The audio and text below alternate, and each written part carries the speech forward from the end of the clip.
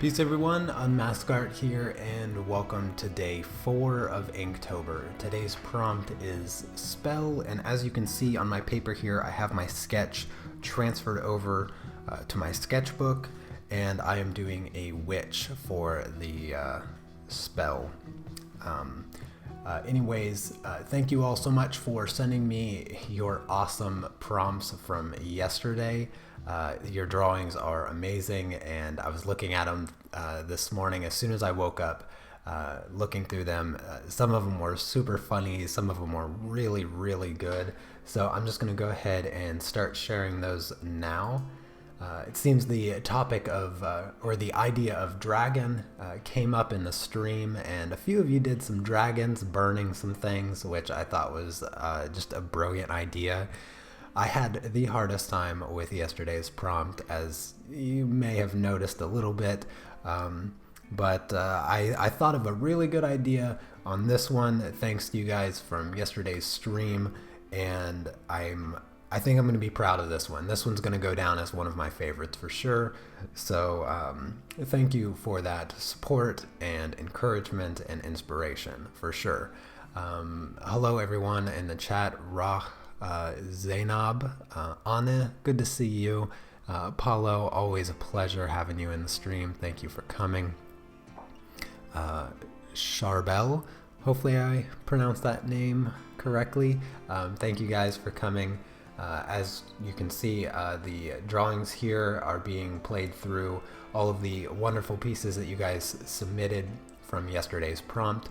If you want to submit today's prompt, join the Unmaskart Facebook group down below in the description. And if you have any questions about my supplies, I have the links for those in the video description so that you know what I'm using. Today I'll just be using my pens. I'm not going to be applying any color today.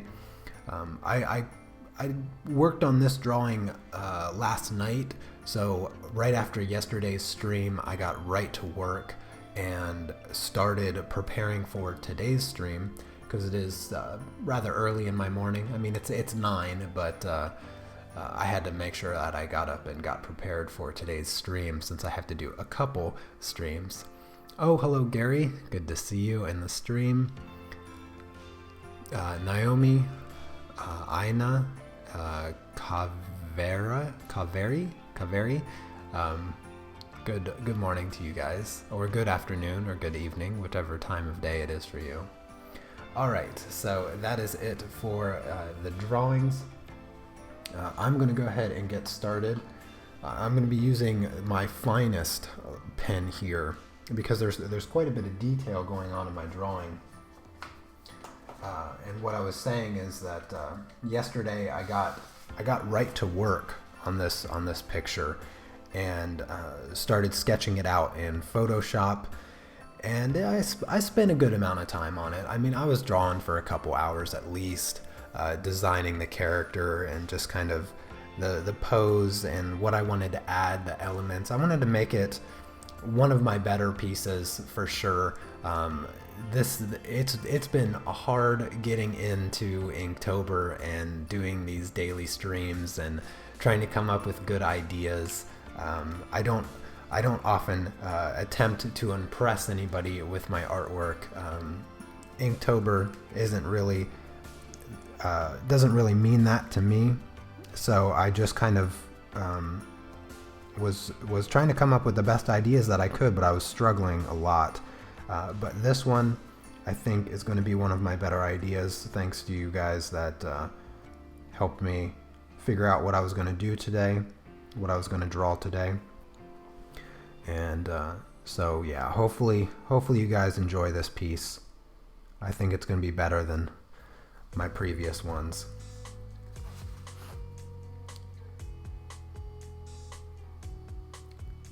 And as always, if you guys have any questions, feel free to ask me.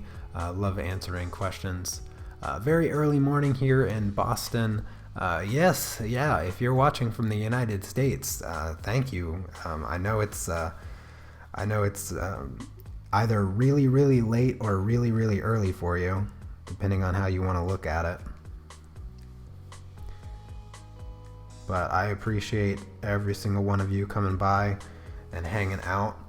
You guys will have to let me know what ideas you were thinking of for today's prompt.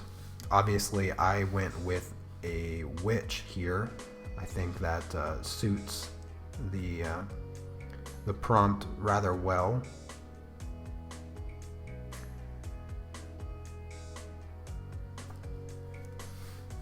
One of the difficulties of doing a character like this is fitting it on the page makes a lot of the details rather small and hard to get nice with the pens.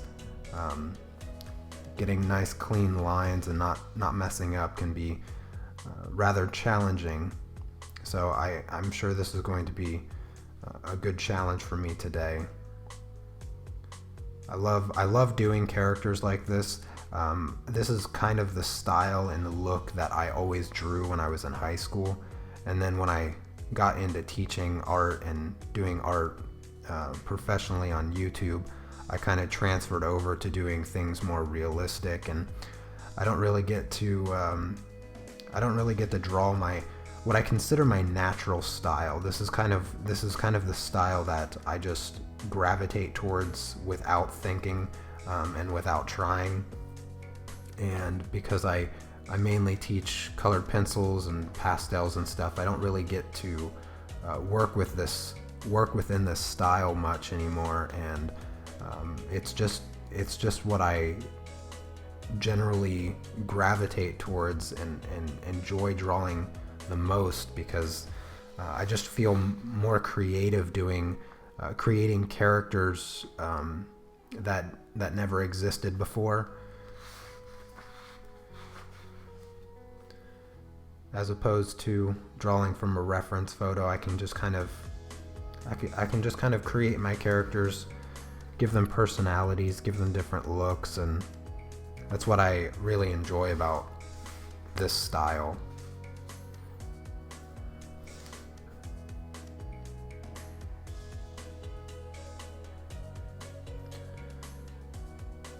Can't believe it's already Thursday. Tomorrow's Friday, and then we got the weekend. Goodness. Oh, hello, Moni. Good to see you. I got on the first time. Love watching the live shows after they are on. Excited to be here today. Well, Joe, I am super excited for you to be here as well. Thank you for coming into the live stream. I'm glad you're able to catch it. Good morning, Gabor. Good to see you as well. You're going to be doing a simple dizzy spell. Oh, that seems interesting. Even though it's evening here, don't mind me. And is it so hard to say Aina Zafra? For me it is. I'm not quite sure how to pronounce your name, so I apologize for that. Your drawings are amazing. Oh, thank you so much. I appreciate that, Mayank. When I do streams for different parts of the world, I get quite a few new names that I have to try to pronounce. So I can't apologize enough if I don't pronounce them perfectly correct. I'm not the best at it. I'm really not.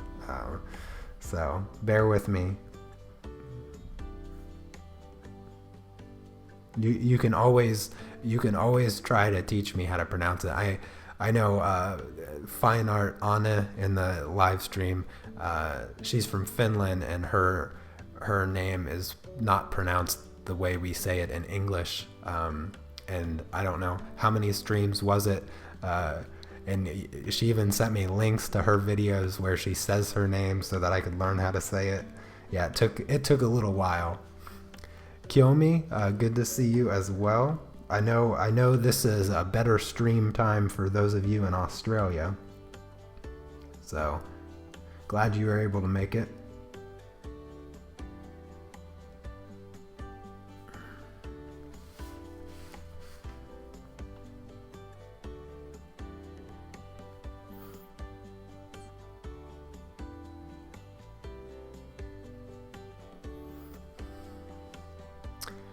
Really love the sketch of the witch. You are excellent while pronouncing my name. Awesome.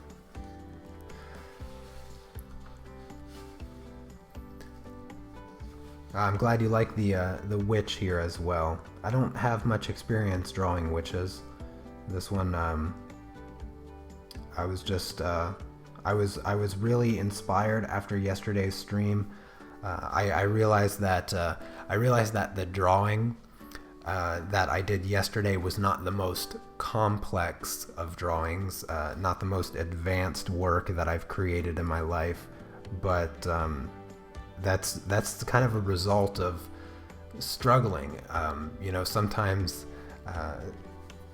you have those times where you just feel like you can't draw anything, and no matter what you do, no matter how you move the pencil across the paper, your lines, they just don't work. Your hands feel like they're being controlled by a 3-year-old, and like no matter what you do, you just can't make something look right.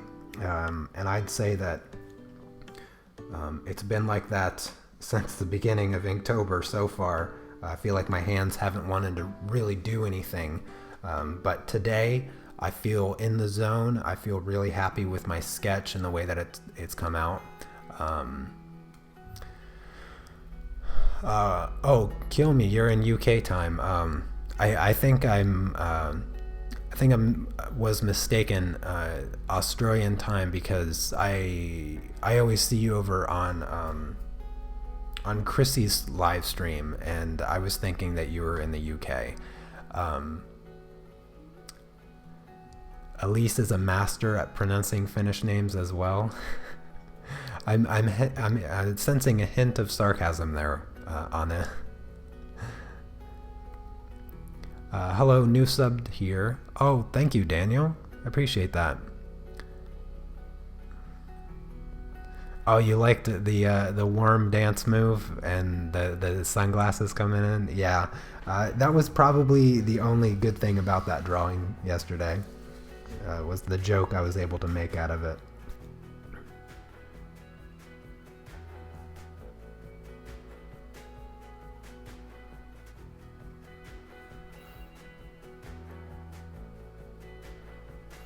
I'm glad you guys thought it was funny.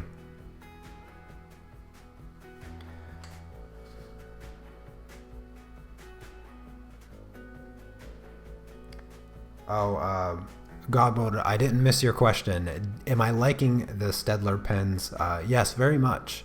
I actually like them more than the Micron, the Sakura Micron pens.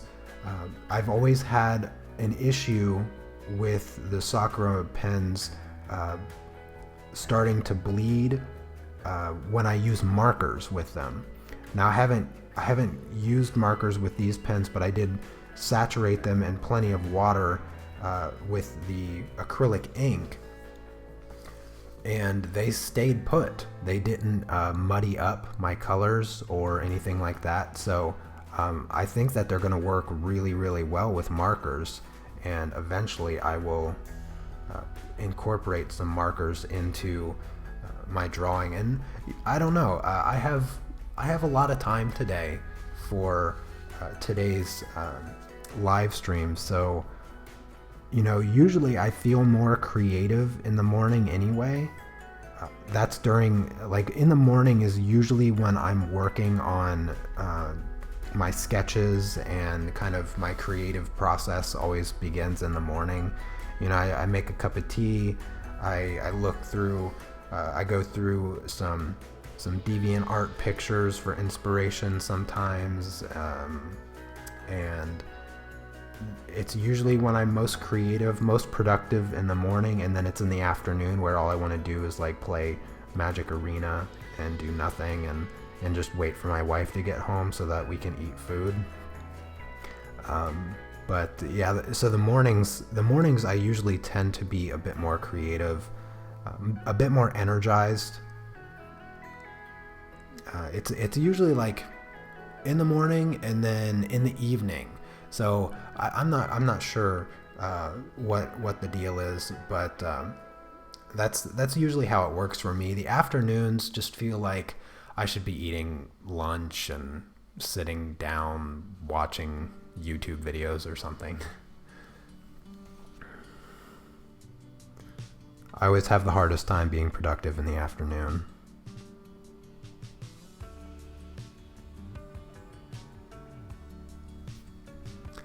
I love the sketch already. I bet many people would love to have this as a coloring picture. Well, fortunately, this is going to be a coloring picture. Oh my goodness, I almost forgot Nugget. Goodness gracious, Petka. I am so glad you brought up Nugget. I'm gonna have to add Nugget to my sketch here. I can't believe I forgot. So I gotta stop here with the inking really quick because Nugget, how did I forget Nugget? Poor little Nugget. Poor little Nugget. I think I'm gonna have him, oh my gosh, I just thought of it. Okay, so I'm kind of glad that I forgot a little bit because I'm gonna have Nugget, I don't know if you can see this, I'm gonna have Nugget here at the end of her vacuum cleaner,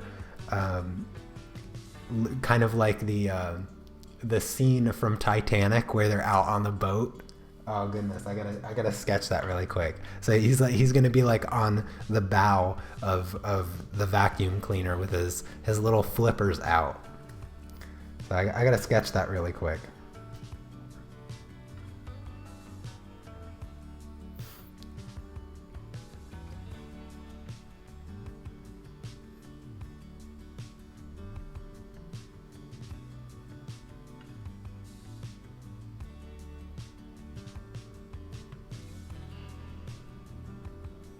His eyes got to be going backwards a little bit too, because the wind. Yeah, because of the wind. Let's see. I don't want to. I want to try not to miss any questions. I'm working on today's prompt too. I hope it turned out to be good. We'll share it with all the other members in the Unmasked group. Awesome. Yes, I can't wait to see it. Brush and ink guy.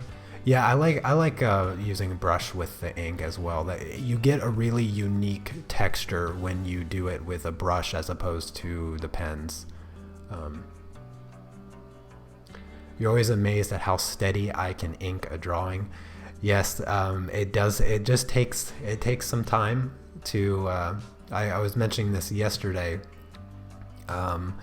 I've been inking for about 15 years since high school, and it just takes that micro muscle development in your hands to have a steady hand. Just about anybody can have a steady hand. It just takes some practice and some time. The other thing, another tip. Okay, so I'll try to sprinkle as many tips as I can throughout Inktober about inking. But one of the things, because I just read Petka's comment with a grip. So when you're inking with a pen, don't death grip the pen. You want to have a nice, just confident grip, but you don't want to like squeeze the pen hard, because if you're tensing up your muscles, they're going to be really jerky when you're moving your hand. So keep your grip very light, and you'll have much better results there.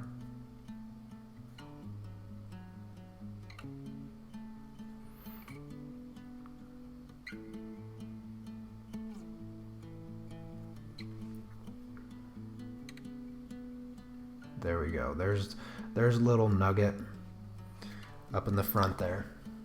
Can't believe I almost forgot little Nugget. That would have been a disaster.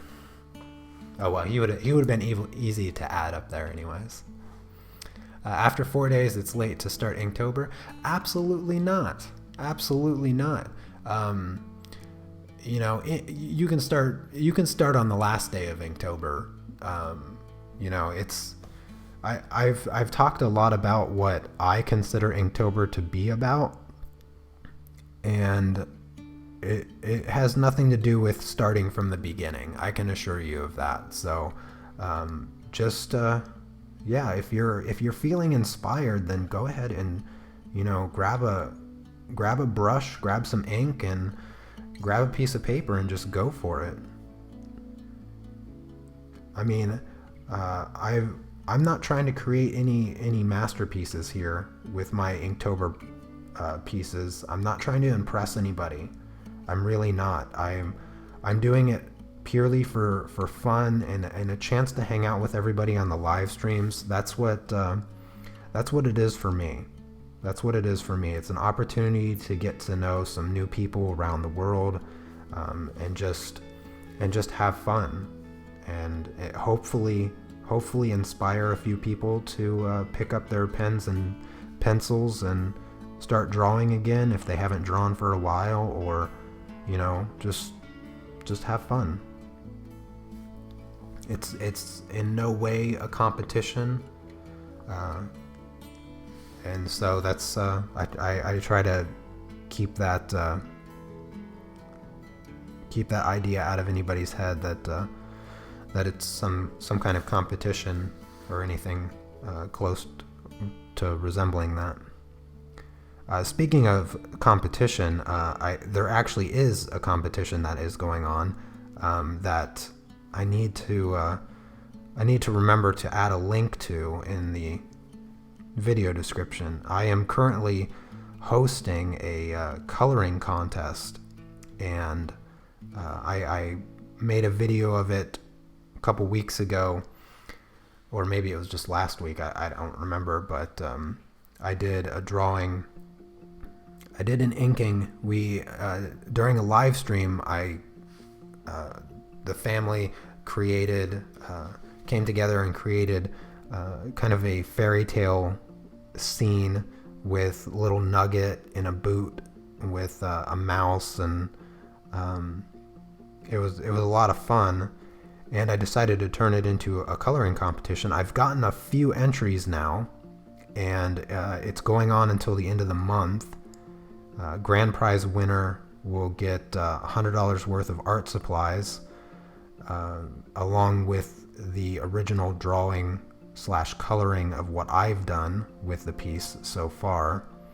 And so if you want, you know, if you're not feeling too inspired to do inking, then you can always hang out during the live stream and color that coloring page, and then enter it for a chance to win that grand prize. And if you want to know more about it, you can always go over to my Patreon page, where I posted the line art where you can download it and start coloring it right away and get more information about it. There's really no rules to it. You can use any medium you want. I used colored pencils, but you can do it digitally if you want, if you feel like doing it digitally. And I've gotten some really good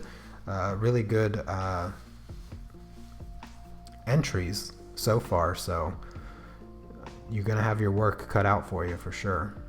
It's gonna be tough to choose a winner. The runner-up winners will get a print of my piece, and I think something else. I can't remember.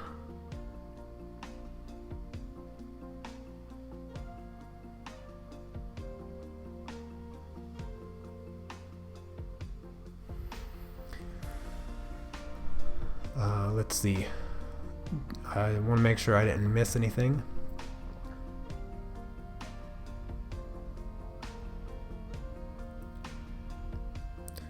You stream every day. So only for Inktober. So Inktober is something that, it was a challenge that I started last year. I did it for the first time last year, and I wasn't 100% certain if I was going to do it this year, but it was so much fun last year that I just had to do it. I just had to commit to doing it again this year. And so only for Inktober do I stream every day. My usual stream schedule is Mondays and Thursdays. Thursday I stream over on my Patreon page because over there I do tutorials. Every week we do projects in colored pencils, graphite, and pastels. And actually the reason I'm streaming in the morning, or my morning, today is because I'm doubling up on streams today. And so I'll be streaming over on Patreon later this afternoon and working on a graphite portrait.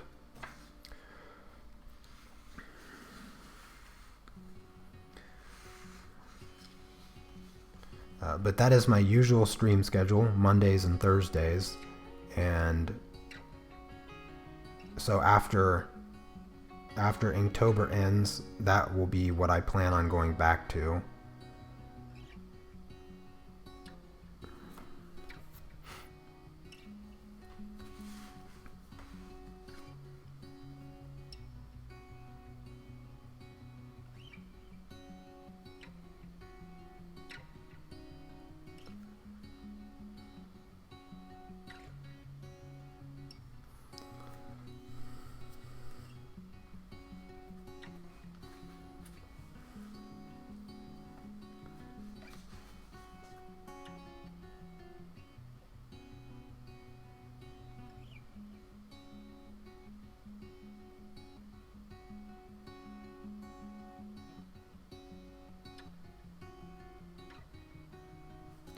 Thank you for asking that question, by the way, because sometimes I forget to mention my other streams and my schedule, so I appreciate you for asking that.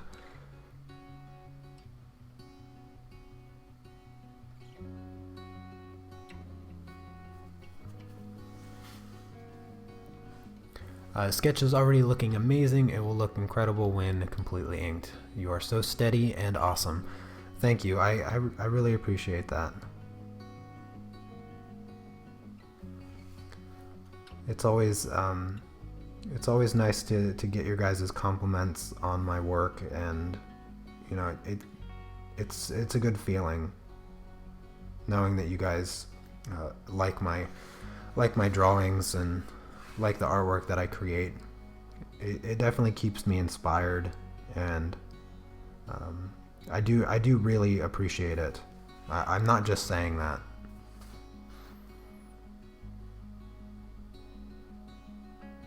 I really enjoy seeing your guys' artwork as well when you share it in the group. I like waking up in the morning to all of the wonderful drawings that you guys submit for Inktober.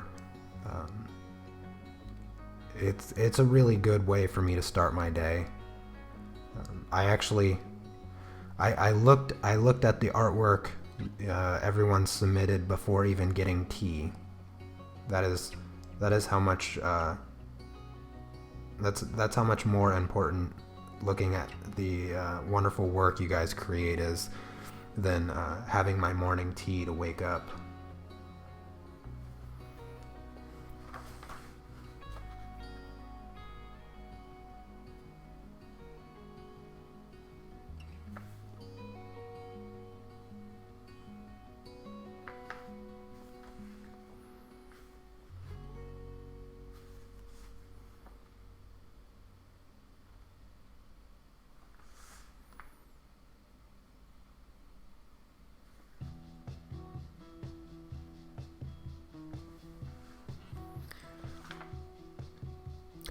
Is the Monday stream for everyone? Yes. So the Monday streams that I usually do are for everyone on YouTube. Only the Thursday stream is Patreon only.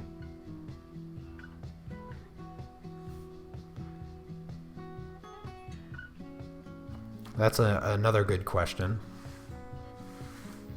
Oh, you're waiting for approval? Well, let me just go ahead and do that now then, since you're waiting for approval. Yep, I see you here. There you go. There you go, Daniel. Yeah, so back to the question, the Monday streams I just do on YouTube for everyone, and I do a variety of different streams on Mondays. Sometimes it's just a drawing journal, which is where I just sit and do whatever and hang out with all of you, and then occasionally I will also do a live pastel tutorial. I have a lot of fans of my pastel work, and a lot of people really have been getting into pastels in the past couple years actually, and there's not too many artists on YouTube that are doing pastel tutorials, especially not live tutorials. So I like to offer that to people. So I've done several of those now, and look forward to doing more.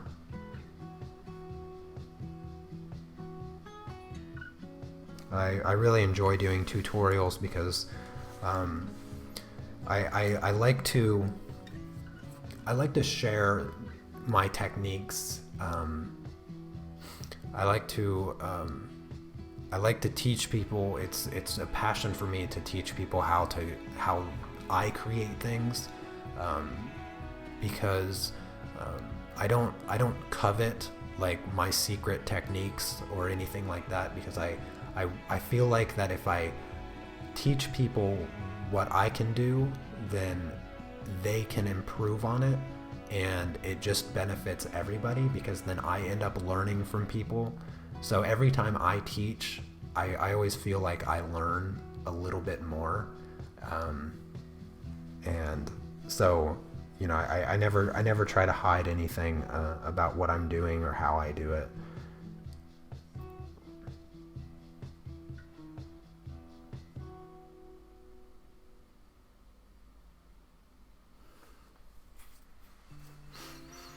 I think it's safe to do a little bit of erasing here.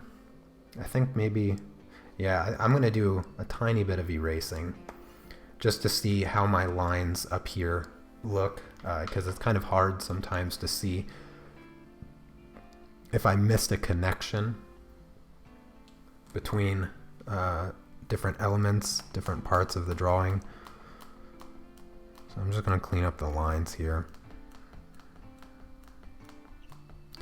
The pen, by the way, that I'm using is my finest tipped pen. It's the .05, and usually when I do like the more detailed drawings that are small like this, I always start with my finest tipped pen first, even though some of the lines will appear a bit more sketchy and not as neat as I plan on making them. Using the finer tipped pen allows me to at least get the line placement right, and then I can use my heavier pens to add some weight to very particular lines to bring the image off the page a bit more. For instance, I'll probably be using like the .5 to outline my entire witch here to bring her more forward. Same thing with the vacuum cleaner once I get it done.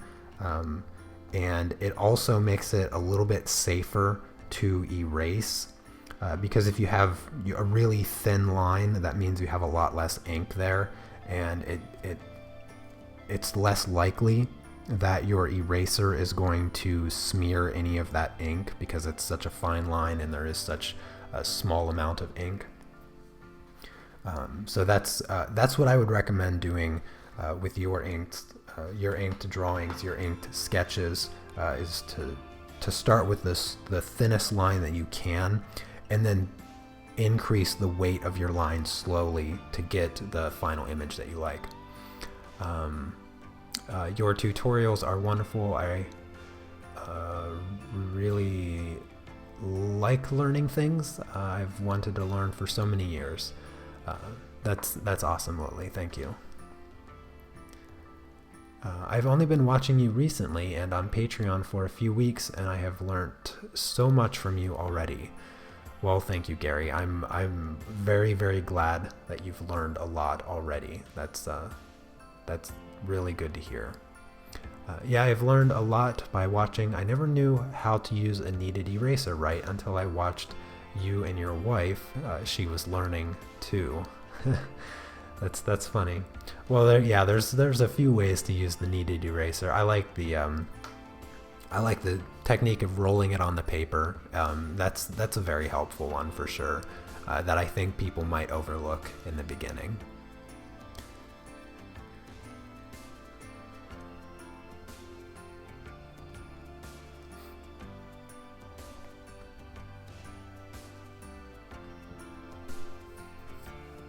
Oh, Joe, you were asking what this was. Yeah, this is a kneaded eraser. It's one of those erasers that you can just stretch around and shape and stuff. If you don't have one of these, you definitely need to get one of these. They're great.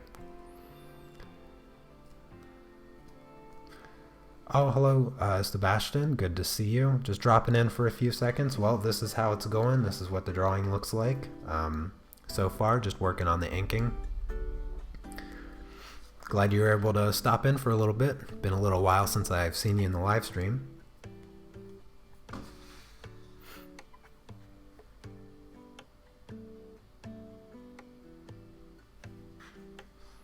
going to try to ink her little fingers over here.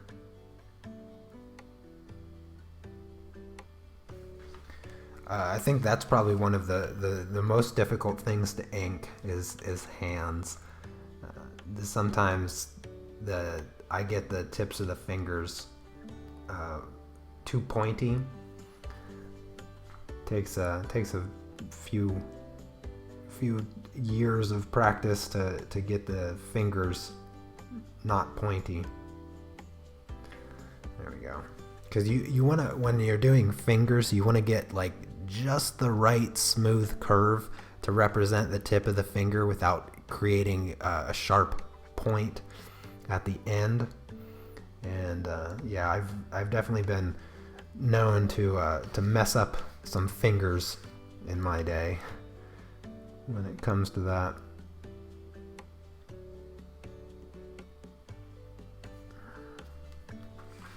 Can be tough.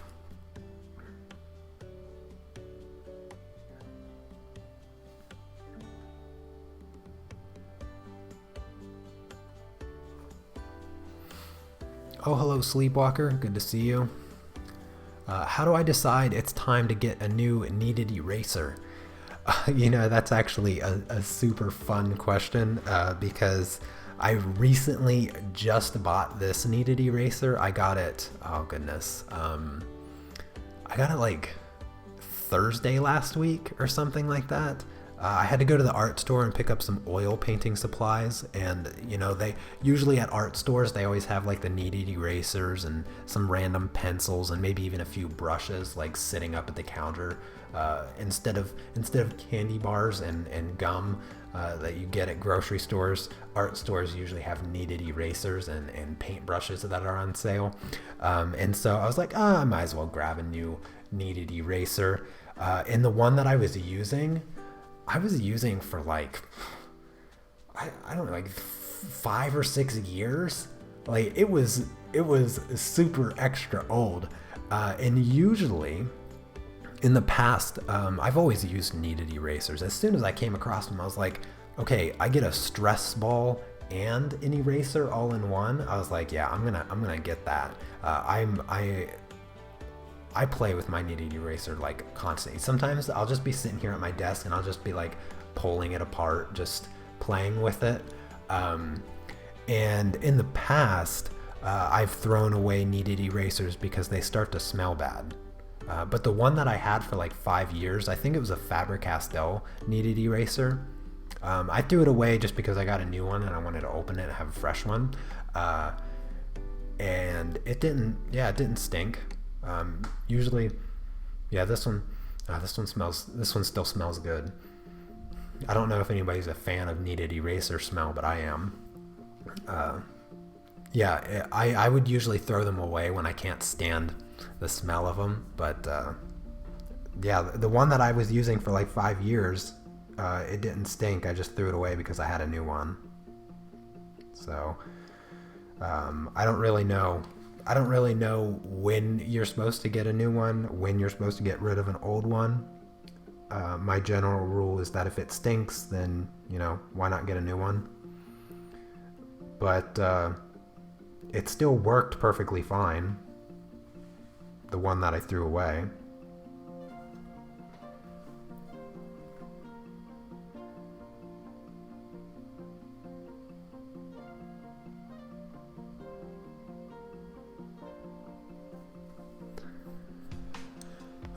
I'm surprised that you're streaming right now. It's 12:30 at your place. 12:30. Where would you have to be at 12:30? So you're 9 hours behind me. What is that, like Hawaii? What, do you live in Hawaii or something?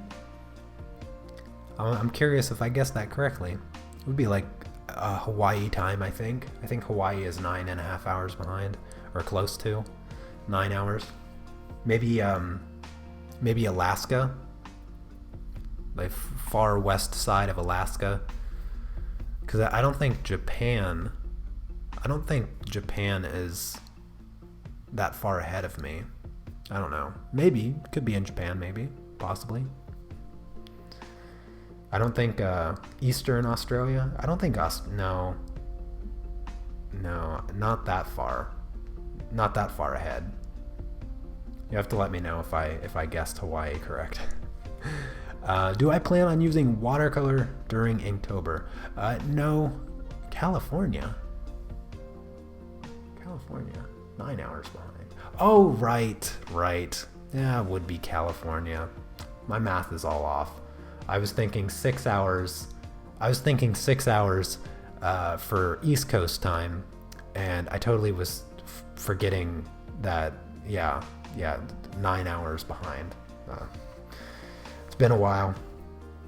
I used to live in Washington State when my wife was still in Poland, and yeah, you would think that I would realize the 9 hour difference from experience, but yeah, I was wrong. Yeah, I won't be using any watercolors for Inktober. I want to try to keep it purely ink. If I do any more coloring, it will most likely be markers. Not really a huge fan of the way the acrylic inks are working out. I need some more practice with them. I should have practiced with them more to get a better idea of how they were going to turn out. I'm not really getting the greatest results with them, so I think I'm going to hold off on using them for now and maybe try them again another time. But I really like using the markers. I'm a fan of markers. I love markers, and so I'll probably grab some of those sometime. Maybe I'll come back to these drawings that I do that I just ink, because I'm just going to ink today's drawing because it is going to take quite a bit of time to do a good inking of it. And maybe after Inktober finishes, I'll come back to this drawing and color it with markers or something, because it is going to be a fun one.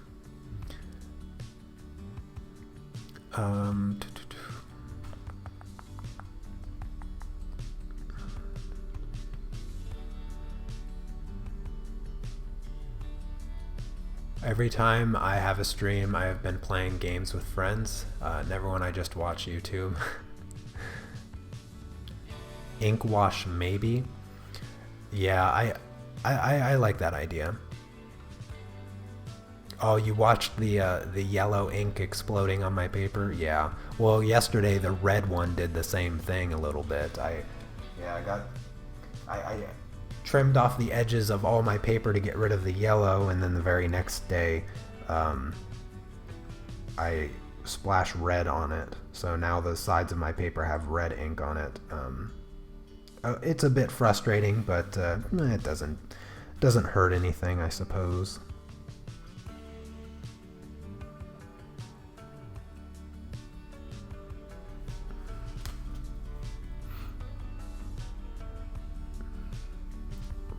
Hopefully I'm still in the scene here.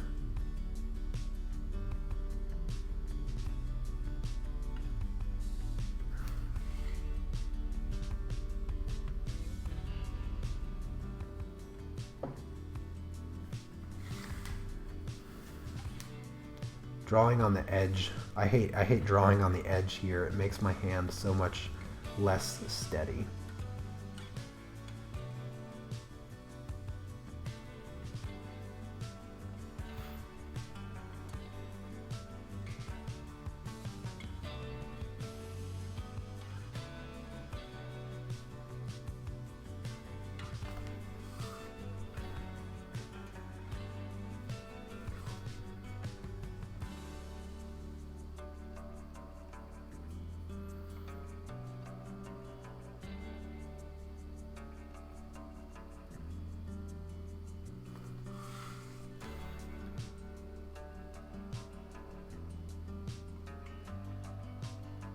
Rounded rectangles that have like the rounded corners.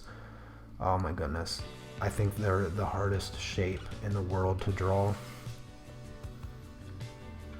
You either get the corner too sharp, or your corners don't match because you get them all at different roundness. But I'd say it's probably the hardest shape. At least it's the shape that I struggle the most with. Getting little belt buckles with like the rounded corners, goodness gracious, they're a nightmare. They're so difficult for me to do. I want to get her shoes done because, oh gosh, shoes. I don't know if anybody else has that trouble, but I have the hardest time with shoes. They took me so long to even get decent at drawing. It takes a lot of kind of mental practice to take a picture of a shoe and then just draw it from any angle. Because that's what I had to do with these shoes here. I had to figure out how to draw them from several different angles, because I used a reference for these shoes because I just really felt like they were very witchy looking and I really liked them, and I had to draw them several times in Photoshop to get the right look, the right angle, because they're like high heels with long toes, and then they have this tongue that sticks out kind of high out of the shoe, and it just it's just one of the harder shoe types that I've had to draw. And then of course I throw in a rounded rectangle buckle, making it just that much harder.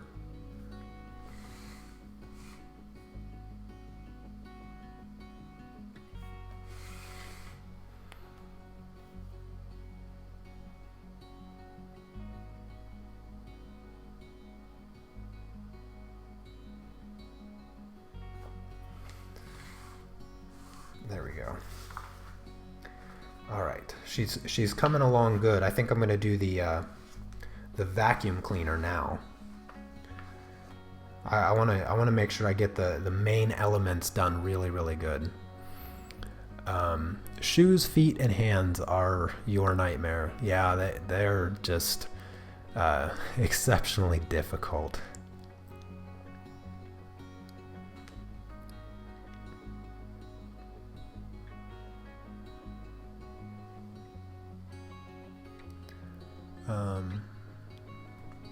Let's see.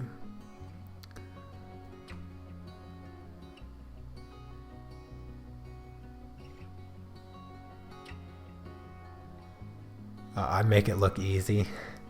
Well, I apologize. I have to say sorry if I make it look easy. Yeah. I don't want to frustrate anybody having trouble. I can assure you, I can assure you, I have as much trouble as you do.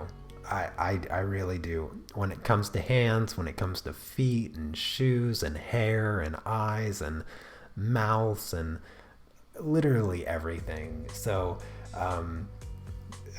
don't you worry if you're struggling along with something.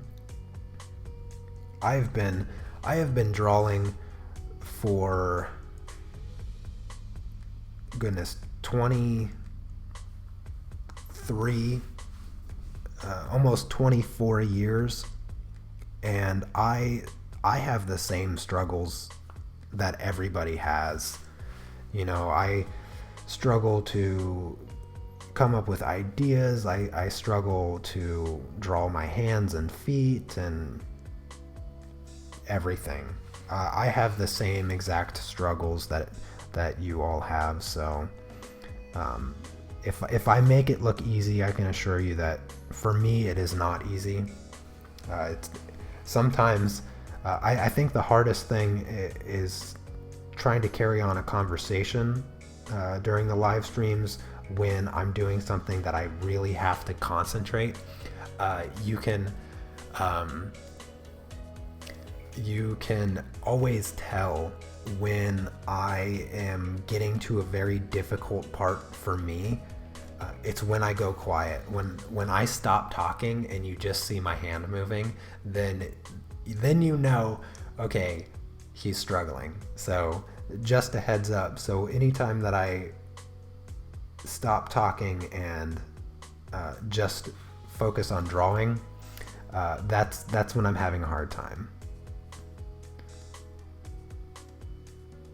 As I think I did with the shoe buckles. I think I was struggling there a little bit.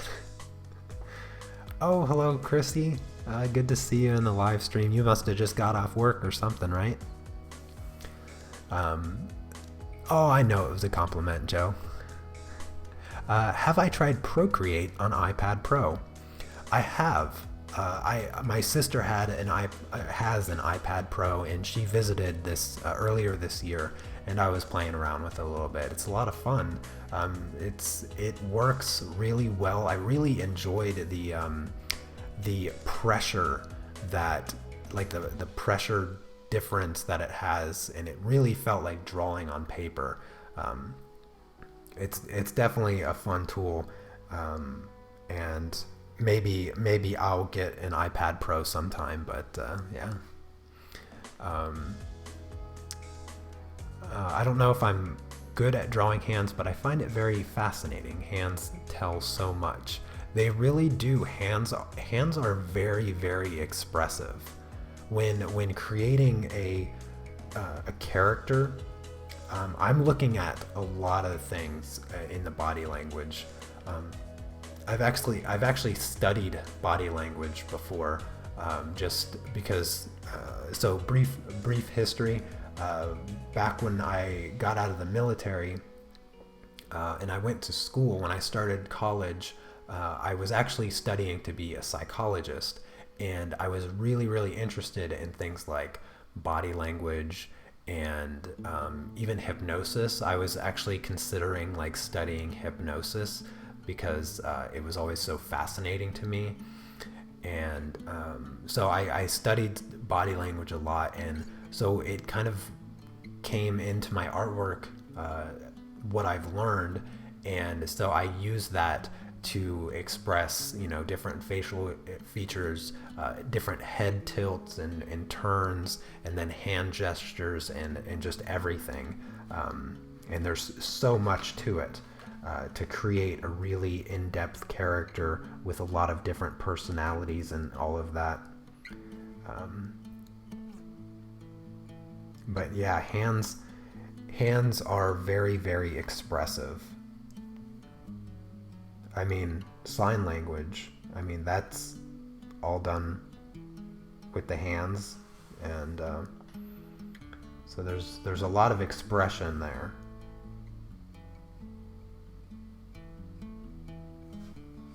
Lots and lots of expression.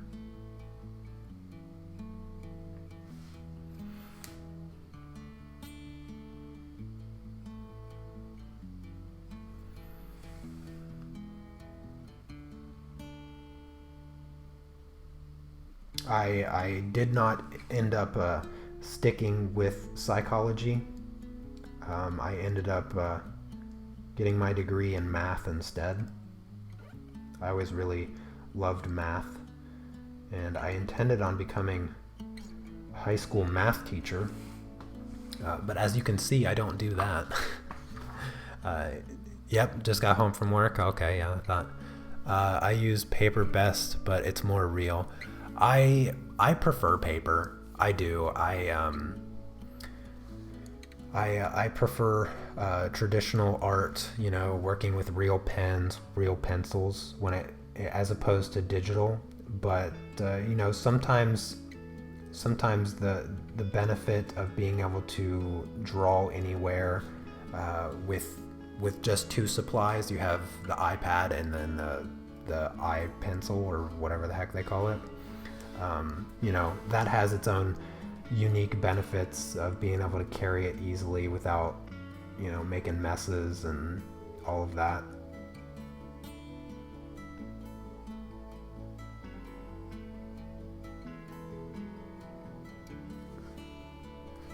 Can you see a little nugget there? I don't know how. I'm going to try to focus the camera again.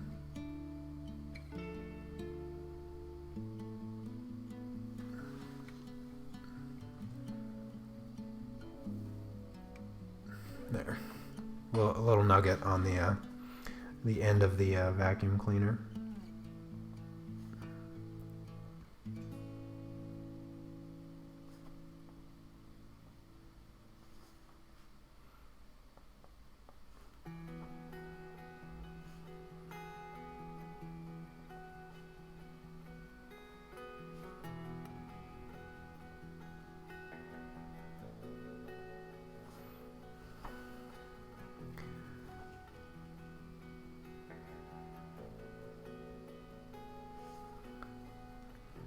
Alright, I think I can zoom out a little bit.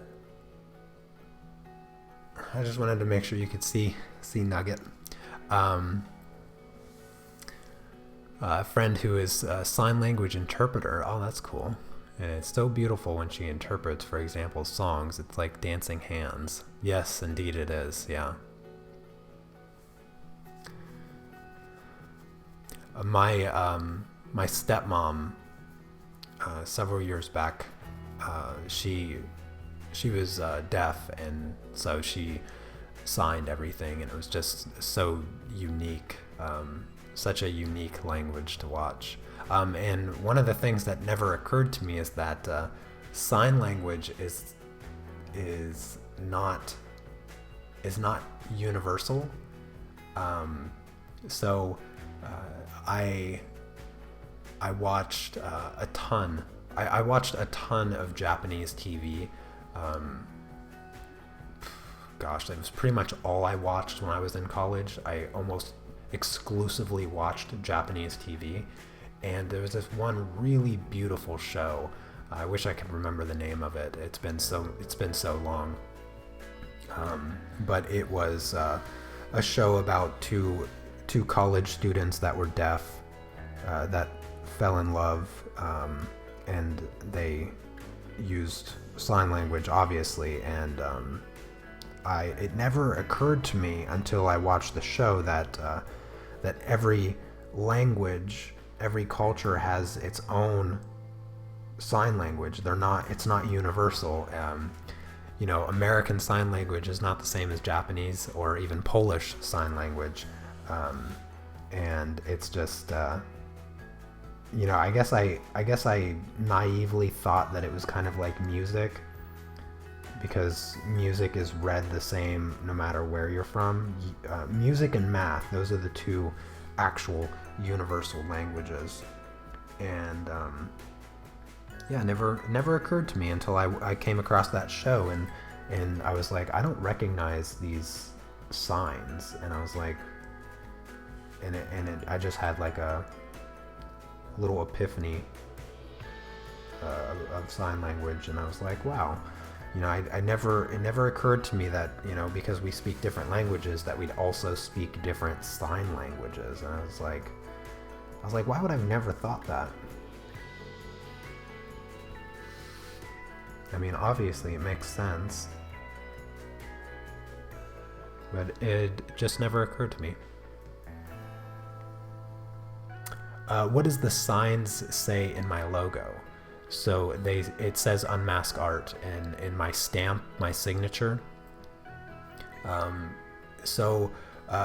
haven't gotten the question in a long time, and I have explained it before in the past. Like, my signature is in Japanese for my artwork, and I have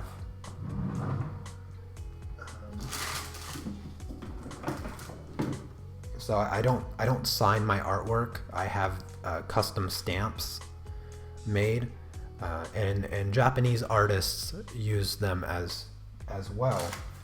And in Japan, and I think even China, and possibly other countries, they don't sign their name with their hand in a pen. They sign their name with a stamp.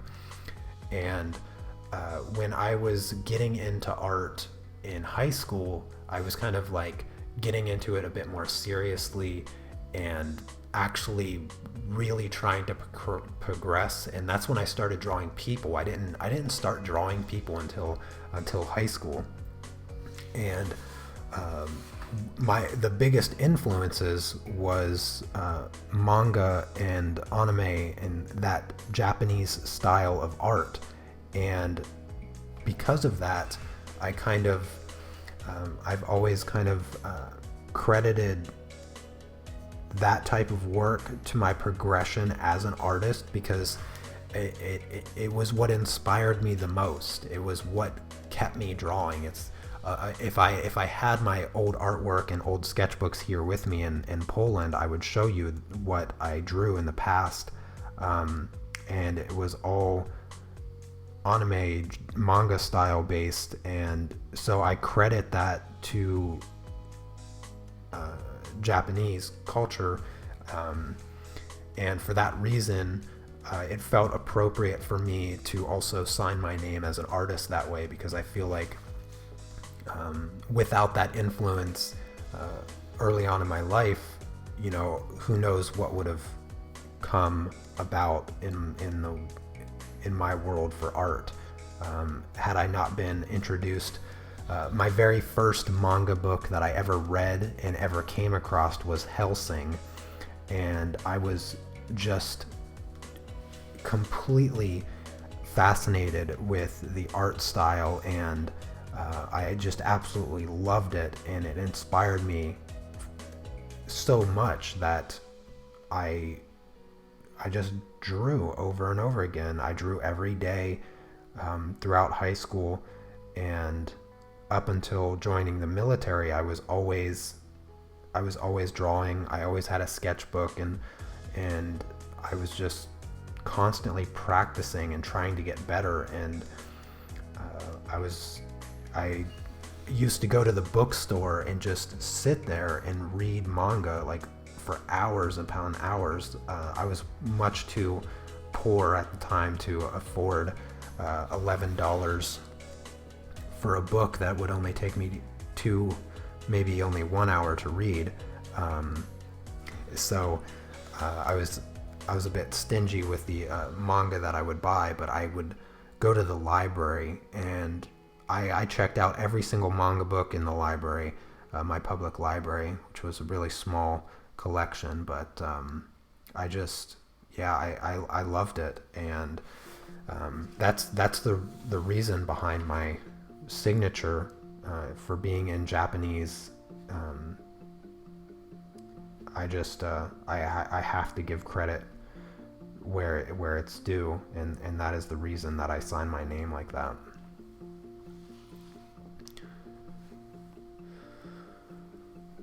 I think your first manga was Yotsuba. That one? Oh no, I'm thinking of Tsubasa. Yeah, I don't know that one. The one manga that I really loved, and I never finished it. I collected 25 or 26 of the volumes. It was the only manga. Well, no, not the only manga. I owned Samurai Champloo, which I just adore, and I think there was one other one, Initial D. Initial D is so good. It's so good. The faces are hideous. But the story and the car races are just amazing. I just can't get over how good it is. But my all-time favorite is Samurai Deeper, Kyo, and it's the artwork, the story. Gosh, I love it. I miss it. I need to figure out how to get my books to Poland at a reasonable price. I have a lot of the stuff that I had before moving to Poland. My sister has in storage, and she has like 3 ginormous boxes of books. Because when I was in the military, I read so much. I read so many books when I was in the military.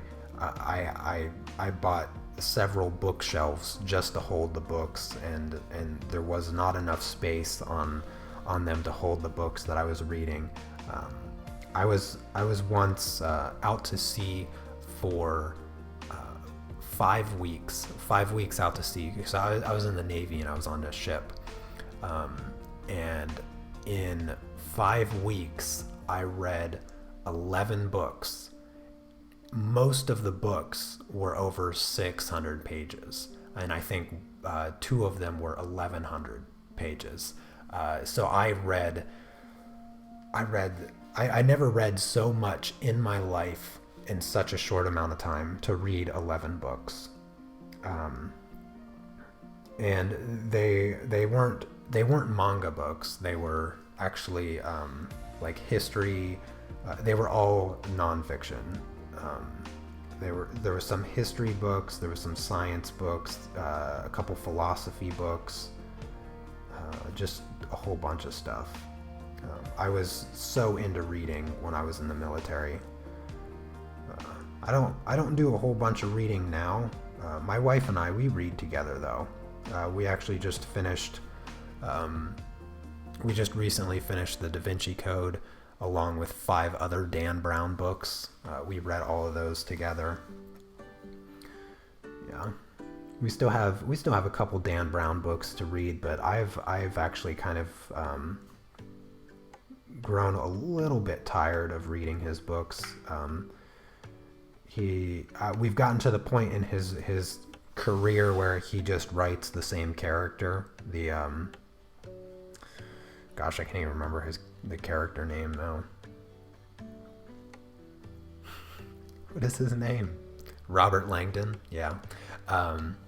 So he just keeps reusing Robert Langdon's character, and I'm not a huge fan of Robert Langdon. He's kind of annoying. But yeah, the books are good. The books always do the same thing. They start off extra slow, and then they get super interesting, and then he sucks at ending his books. Like, that is Dan Brown in a nutshell. It's like, here's a bunch of super particular details that may or may not even come up in the future, and then here's the super interesting part, and then just a way too drawn out ending. The last 5 or 6 chapters of every single Dan Brown book is like, oh my goodness, can you just end it already? But I suppose that's somewhat of a positive thing with his books, because when it ends, you're like, oh my gosh, finally, but you're satisfied. You're like satisfied because it is over, as opposed to like a book that you're reading and you're like, oh man, why did it have to end like that? Or you're disappointed in the ending. No, with Dan Brown, you're kind of like, I am so glad this book is over. But don't get me wrong, his writing is fantastic. I enjoy his books. He makes me laugh sometimes with his really particular details, like, you know, the kind of car that a person drives. You like know the year the car came out, what kind of gas it takes, how long they've owned it, and what they paid for it, and who they bought it from. He always adds like these really almost obnoxious details that are so irrelevant to the story. It's like, why do I need to know what make and model and year this car is? It never comes up in the story, but he throws it in anyway. Oh, hello, Artsy Lucy. And Renate, I didn't see you come in. Yeah, late as usual, but better late than never.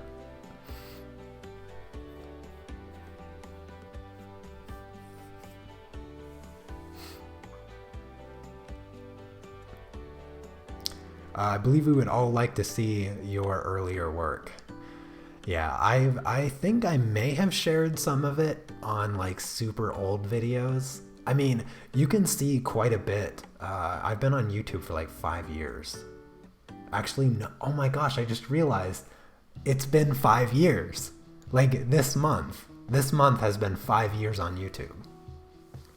So, I mean, you go back 5 years ago, you can see how bad I was when I started this channel. So you can actually see some of my old work just by going way back. I'm upwards of like 600, 700 videos now. YouTube won't show you all of my videos because a lot of them are for just patrons. But I have, oh gosh, I have so many videos. It's somewhere around 700.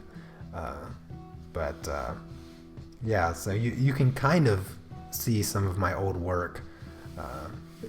Nothing of what I did in high school, but maybe one day I'll be able to show you guys some of my really old stuff. I just unfortunately don't have any of it here in Poland. Maybe when I go back to the States, because I am going back to the United States next month, and maybe if I remember, I'll try to grab some of my old drawings, because one of the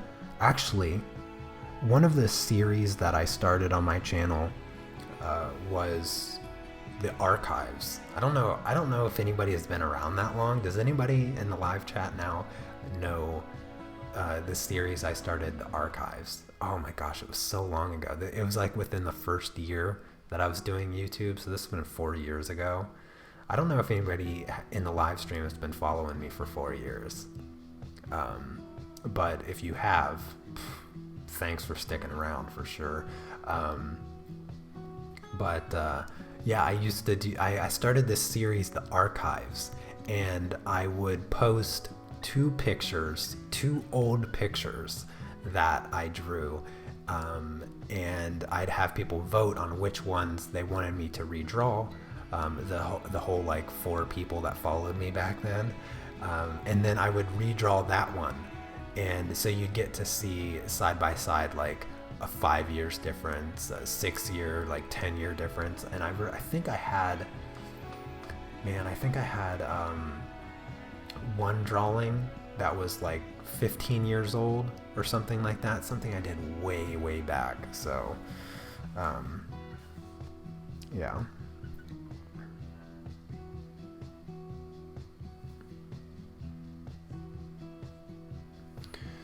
You can see a couple of my really bad old drawings from back in the day. I've done a lot of character designs. I have like 1 million characters that I did. Yeah, like 700 videos. It's been a long journey. Actually, I'm gonna look to see what the exact number is. YouTube is not good at showing me because they don't. I can never tell if they're counting the videos that I have unlisted in my video manager. Let's see.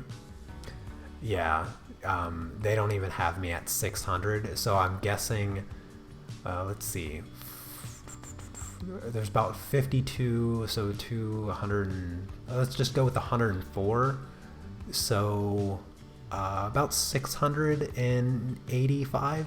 Yeah, so like 685 I think is a good guess, good estimate. So up close to 700.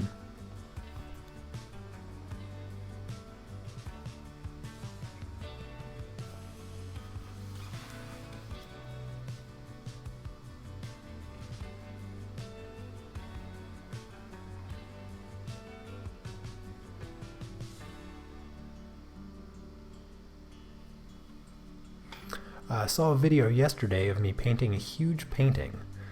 Yeah, there's wonderful colors. Yeah, there's a few painting videos that I've done. I miss that. I miss doing those big paintings. When I started college, I was still working on my associate's degree, but I was going to Everett Community College in Washington, and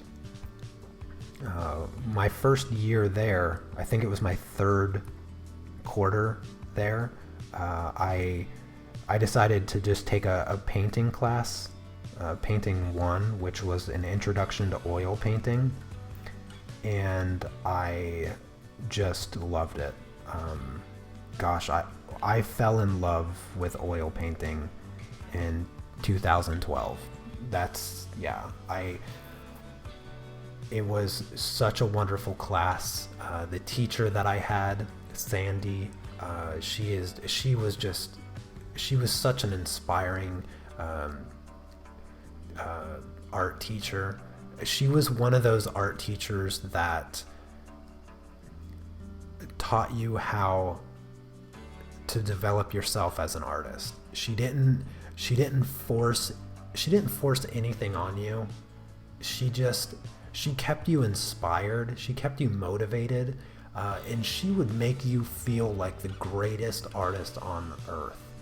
You could be the most mediocre painter in the world, and she would get you to commit and devote yourself to a painting in a way that you would never imagine, and then she would compliment you in ways that would make you feel like the greatest artist in the world. And she was such a great teacher. Definitely one of the most memorable teachers I've ever had in my life. And after painting 1, she was like, she loved my work that I created, and she gave me a studio space. Usually the studio space is given to the art majors. I was a math major, but she let me have a studio space that gave me the chance to do those really big paintings, the few that I do have on my channel, and she just enjoyed seeing my work, and that's why she did it, and it was so good, and that's when I started my YouTube channel. Yeah, it all kind of came from that. So I owe her a lot. I hope one day that I can make my way back to Washington. You know, I have some wonderful friends out there that I really miss, and I would love to stop by the college and say hello to her, and just give her a hug and let her know how well I'm doing. I have her on Facebook, and I'm sure she sees all the art that I create and sees how far I've come. Yeah, I still somewhat keep in touch with her. We're on Facebook. She's not very active on Facebook. She doesn't quite have that personality to be a Facebook user. I guess you were one of her best students. I don't know if she has favorites, but I would guess that I rank up there probably.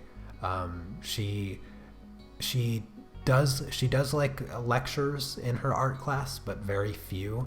And she always does really helpful lectures where she talks about color and composition and things like that. Some of the fundamentals that I talk about a lot on my channel. And with her painting class, she always started with learning kind of the difference between realism, alla prima, and palette knife. And so the very first project that you would do in her painting class is that she would set up a still life of like fruits and vegetables, and then you would have to do 3 small paintings. One you had to do in palette knife, the other you had to do alla prima, and then the other one you had to just do as realistic as possible. Well, when someone challenges me to do something as realistic as possible, I go all out. So I spent like 3 weeks on that, as real as possible, and I learned techniques like dry brushing and glazing and just a bunch of stuff for oil painting. My tomato, it was a tomato that I painted, came out so realistic that she then used my painting as the example of getting the most realistic painting that you possibly could. And that tomato actually hangs up in my sister's house now. My sister Lisa, she always loves my still life pieces that I do with fruit, anything fruit related. She always frames and hangs up in her kitchen, so I can always go visit her and see that artwork that she's collected. She has my family has my artwork hanging all over their houses. My brother Ryan, he has several pieces that I did. My sister Christine, she has probably the most. I mean, not only does she have my whole collection of old stuff stored away for me, but she also has all of my paintings. She loves my paintings, and she has several drawings hanging up. And then the last time, so I visited the States this past July, and we took a bunch of my artwork from storage, and there's this really amazing tattoo museum called My Museum, and the owner, artist, and tattoo artist Jess, she's an amazing person, the most amazing person I ever met. Fantastic artist, amazing artist, and she's so creative, one of the most creative people I've ever met in my entire life.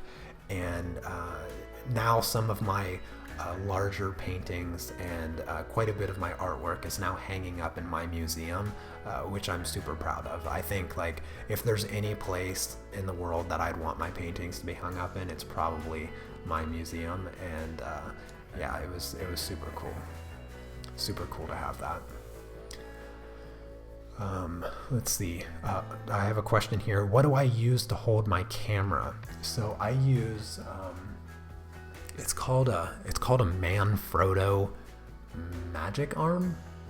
Yeah, a Manfrotto magic arm. It's rather expensive, but it's super strong, extra reliable, very articulating. So it helps me get my camera in the right position, no matter what. That's what I use. Do I play any instruments? That's a good question. You know, I'm going to answer that while I get back to my drawing here. But actually, it's been a really long time since I've played. But I played guitar. I played guitar for many years, and I miss it a lot.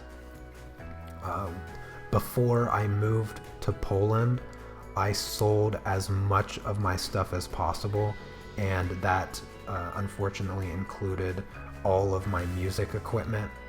I think the only thing that I have left are my studio monitors and my bass guitar. But yeah, I played guitar, and I actually have a few songs that I wrote and I performed I have videos of that on my channel. You'd have to look it up, but yeah, I have some of my music here on YouTube, here on my YouTube channel, and then I also have some of my more random music posted over on my SoundCloud. I haven't uploaded or even signed into my SoundCloud in forever and a day, but yeah, if you ever want to check out some of the stuff that I wrote, some of the stuff that I created musically, that is all on my SoundCloud, and some of the stuff here on my YouTube channel. I miss playing guitar. I miss playing an instrument. It was always another really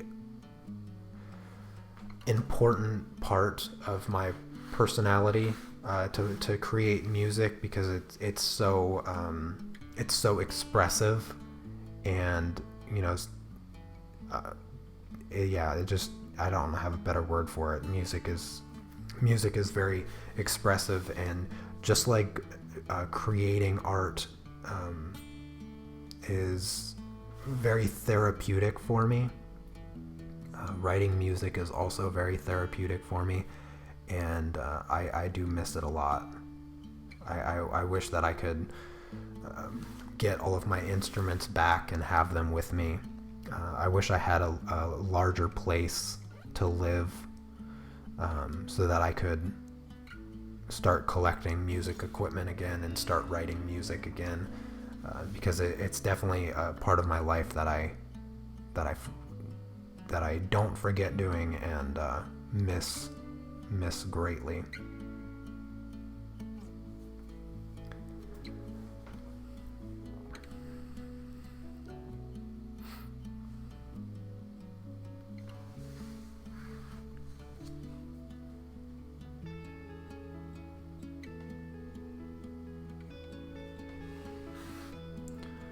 Down to some of the final details here. Just putting in the spell cloud. I don't really know what to call this. I'm going to call it a spell cloud. Doing shapes like this is insanely difficult to do free-handed. I really don't like doing this free-handed. I would much prefer to have French curves to sketch these lines. These lines are just impossible to freehand good.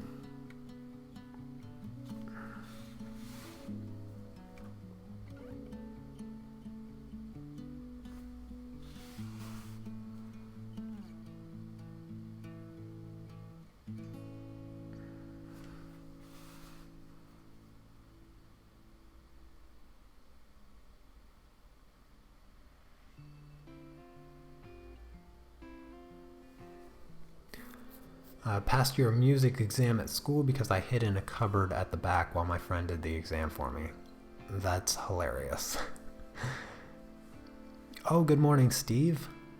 Oh goodness, it's real early for you. I hope you got some coffee.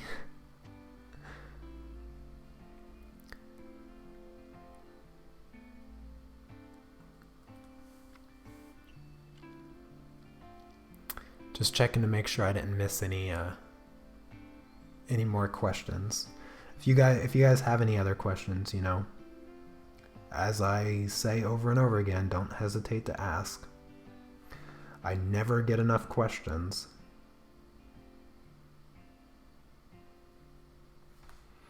Fun topics though. I like your guys' questions today. Lots of fun topics. You guys definitely got me talking today a lot.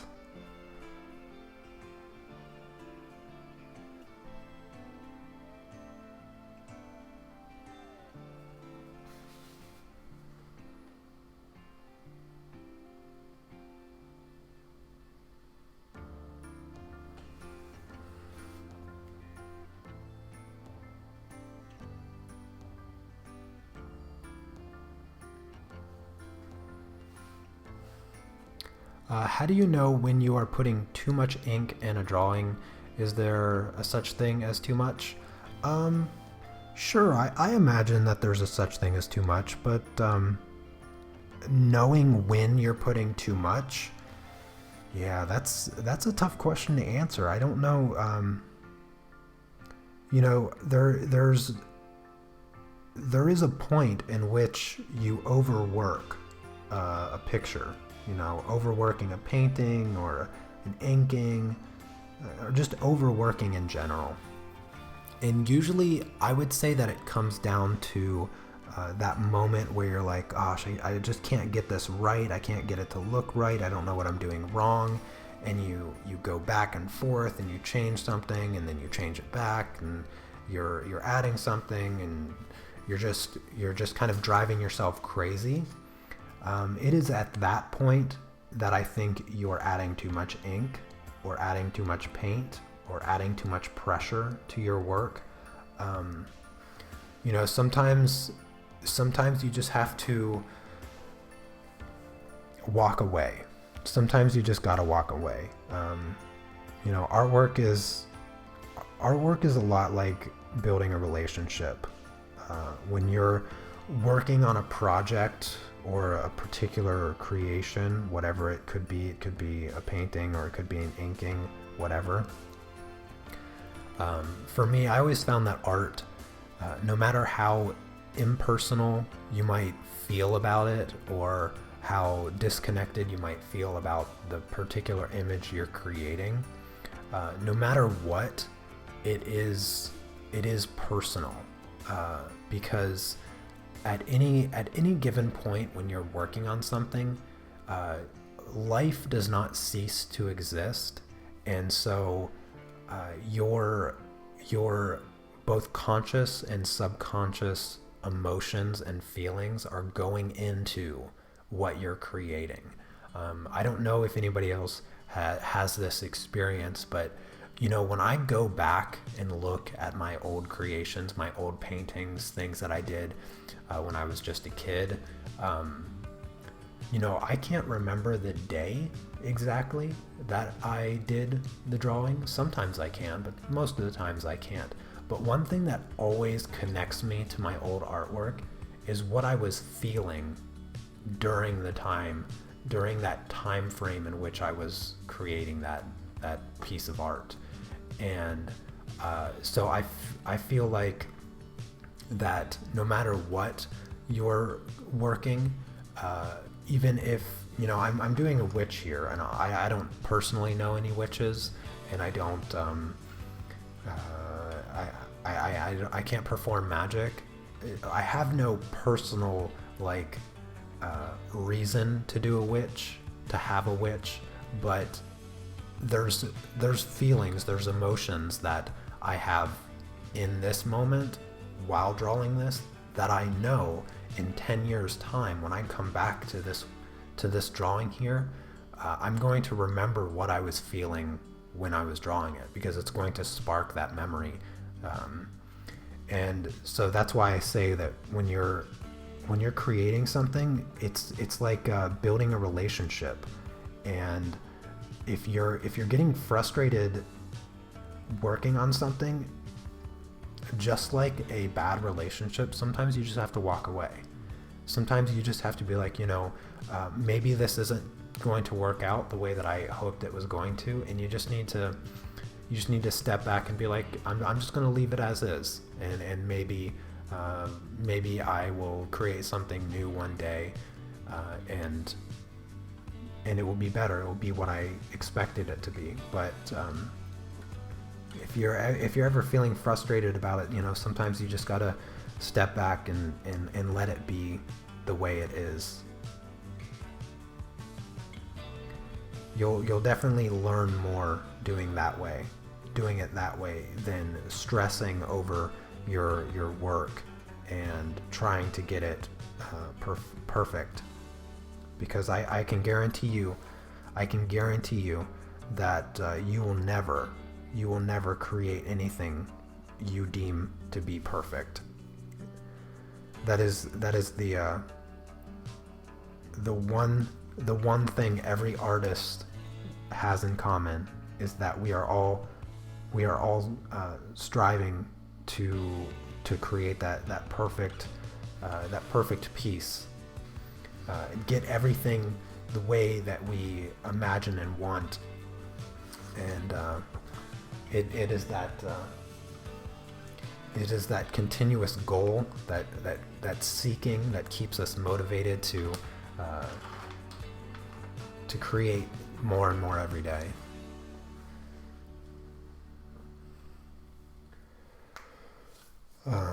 Okay, initial inking is now complete, so I'm gonna give it a minute for the ink to dry. Does the music you listen to while you sketch change the direction your piece goes in? Nope, I can't say that it does, Tammy. I don't know if you know the music that I listen to, but yeah, it's a bit counterintuitive. If you were to assume that the music that I listen to has any influence on my drawing or my creations, yeah, probably not. It's probably safe to say that it doesn't. Good question, though. I imagine a lot of people have that connection to music, that, you know, when they're listening to a particular song or different or a particular style of music, that it influences the direction that they go with their art. Not so much for me, though.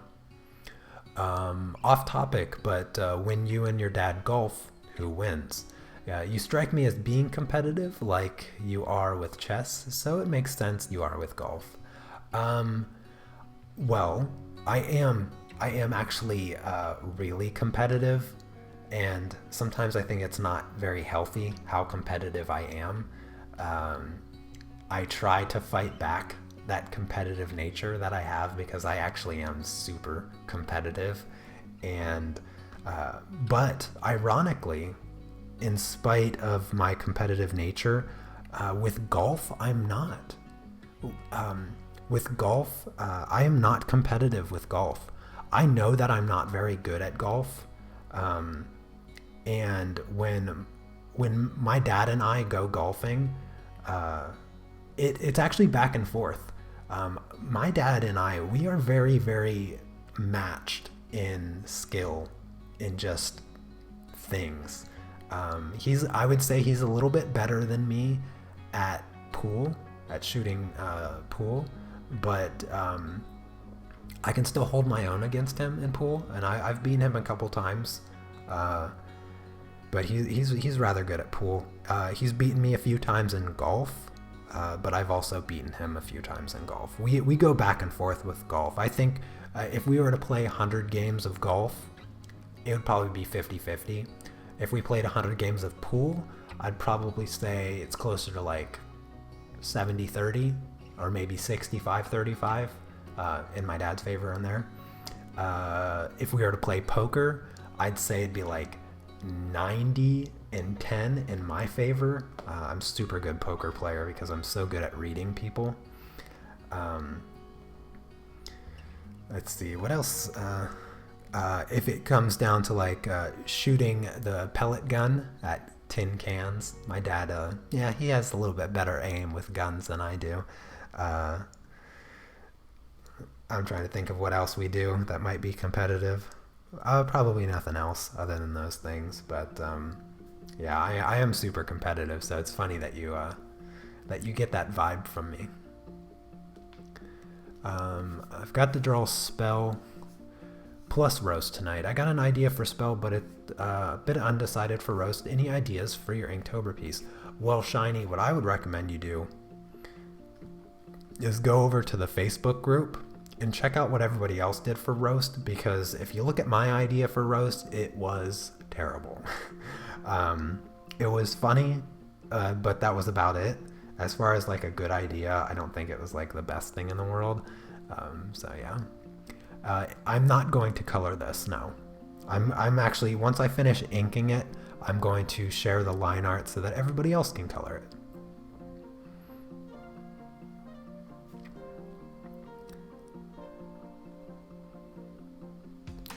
You would love for me to stream the music that I actually like. Well, I like a lot of music. I do. I like a lot of music, but I mainly listen to metal. If you guys want something really nice to listen to, it's a little bit softer than what a little bit softer metal than what I standardly listen to. But I've just been absolutely loving. I gotta find them. I just came across them. My sister introduced me to them, and I have to go ahead and share it. So,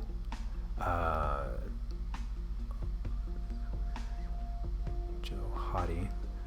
So I'm going to type this in the chat so you guys can look it up.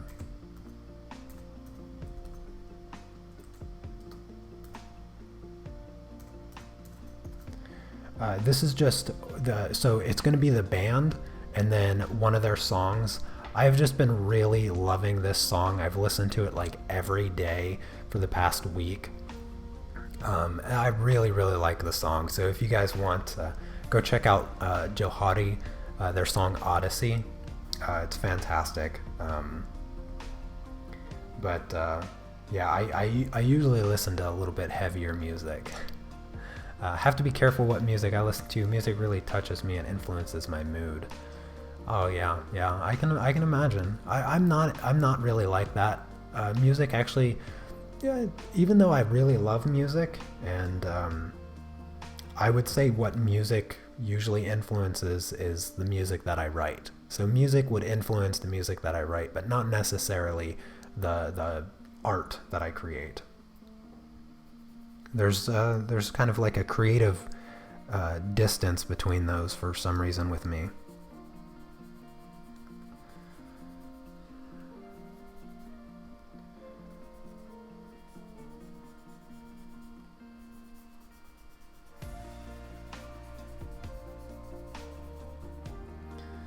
Alright, now it's time to turn this very bland, very plain inking into art.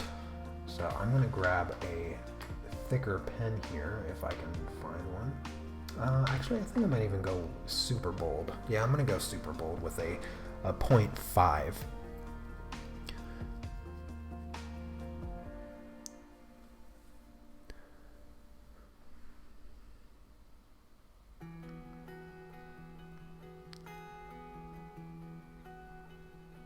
Remember, some of us are old and can't stand all that wild music. Yeah. I don't think the Hobbies song that I posted in the chat is too wild. I don't think it's too wild. It mellows out at the end. It mellows out and the singing is just beautiful.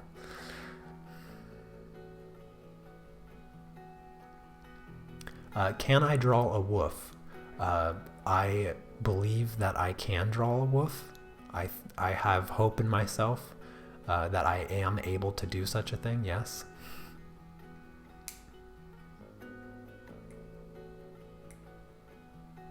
Oh, okay, Sleepwalker, thank you very much, and you have a wonderful day or evening, and I will see you tomorrow. In the meantime, I am going to start outlining my witch here and give her some weight on the paper so that she stands out really nicely.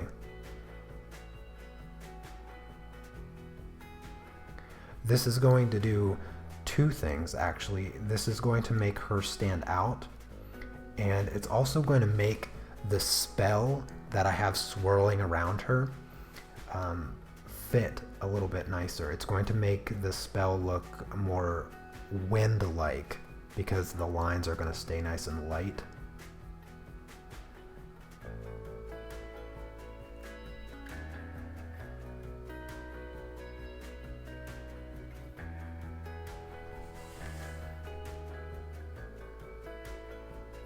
This is going to be a little sloppy until I take my smaller pen and kind of fix the lines a little bit, but it will come together in the end, don't you worry. Adding these weighted lines to your work can also help you hide some of the inking mistakes that you made early on.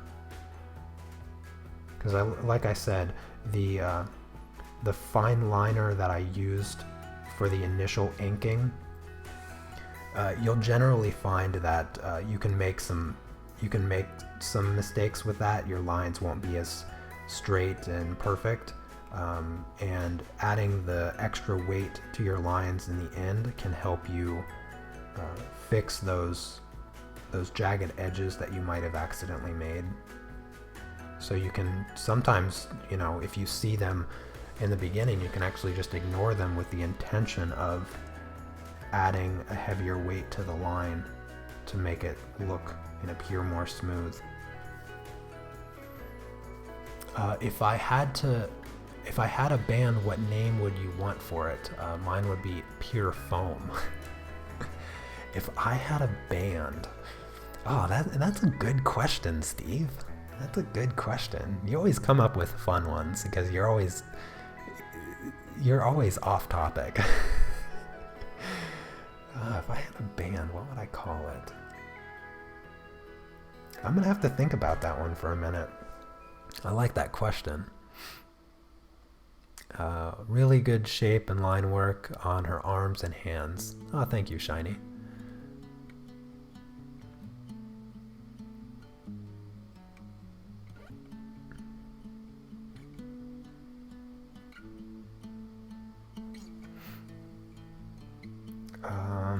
If I had a band, well, I was actually in, so on the topic of band, while I'm still trying to think of what I would want to call it, when I was in high school, I was actually in 2 different bands.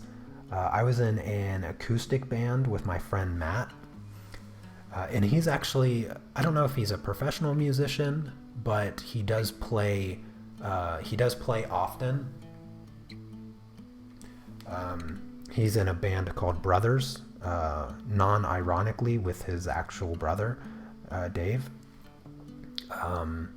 But we were an acoustic band. We just both played acoustic guitar, and our name was Distant Cause. And then I was in a metal band for a brief period of time, and I actually played keyboard in that one. And we were Pariah. That was the name of our band, and as you can imagine, it was a metal band, and we actually won a battle of the bands once. So that was a good experience.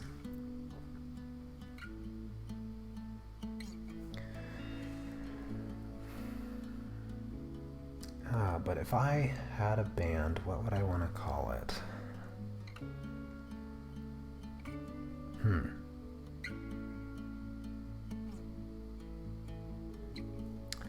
That is, oh goodness, Steve, that's a tough question. I guess I'd first have to think about the music that I'd want to create, and most likely I'd want to keep it instrumental, kind of instrumental, metal, somewhat metal.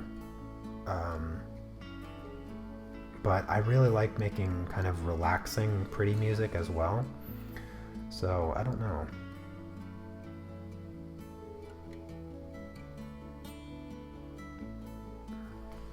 Yeah, it's a tough choice. Tough choice. I don't know if I could come up with one off the top of my head. It's something that when I name something, I like to think about it for a really long time. For instance, my YouTube channel name, I put a lot of thought in my YouTube channel name. Even though, I knew I was going to be starting off with like 2 subscribers for like the first year. I wasn't famous or anything, so I didn't expect, I didn't even expect to be where I'm at right now with my YouTube channel. But I put a lot of thought into it when I decided to start it. And I don't know, if I had to do that with a band,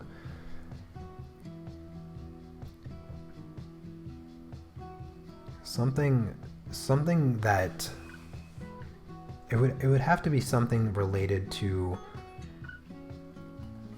so like a synonym to relaxing or calm, maybe something along those lines, because I feel like that's the kind of personality that I have. Just kind of, I don't like the word laid back. I don't like that, because I work really hard. There's nothing laid back about how hard I work. I'm more along the lines of just calm. You can work hard and be calm, but you can't work hard and be laid back. There's no such thing. And so I don't know.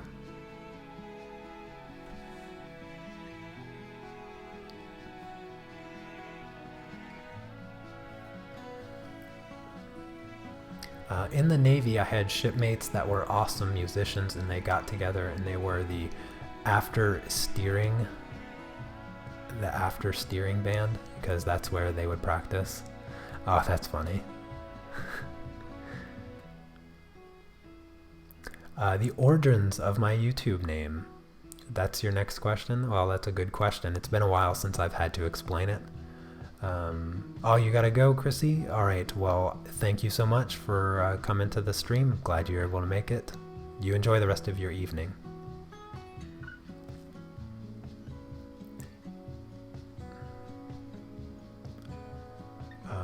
Let's see. Gently passionate is a good description for my vibe. Well, thank you, Tammy. So the origins of my YouTube name. Another excellent question, which I always love answering. So it actually has two meanings. The first meaning is the historical context, and that comes from my childhood. So when I was younger, I worked with my dad a lot. My dad is an auto body master. What he does with painting cars and fixing bodywork on cars is nothing short of artistic, and he is just an absolute master at it. He's retired now, but he still has the passion for it because it is truly his art. And I started working with him as young as 5 years old, and he would teach me how to disc sand a car after prepping it for painting. He taught me how to buff a car. He taught me how to tape a car off, and that's one of the first things that he taught me, was how to tape a car off for paint. And it was a skill that I mastered at a young age. The precision of working with tape and preparing a car for paint, and that skill has stuck with me throughout my years. And if you've ever seen my Beneath the Veil painting time-lapse video that I have on my channel, you'll see a perfect example of how I like to use tape with my paintings. And in fact, I'm doing a painting behind the scenes right now that I've talked about a little bit, and it is currently halfway covered with tape, because it's a technique that I don't think any oil paint artists use. I might be the only one, and I'm looking at my painting right now, and there's still the infamous green tape that I love to use. on the panel right now, getting very anxious to peel the rest of the tape off to finish the painting. But that skill that I learned from my dad goes back to when I was 5 years old, and I really enjoy using tape with my artwork and my paintings.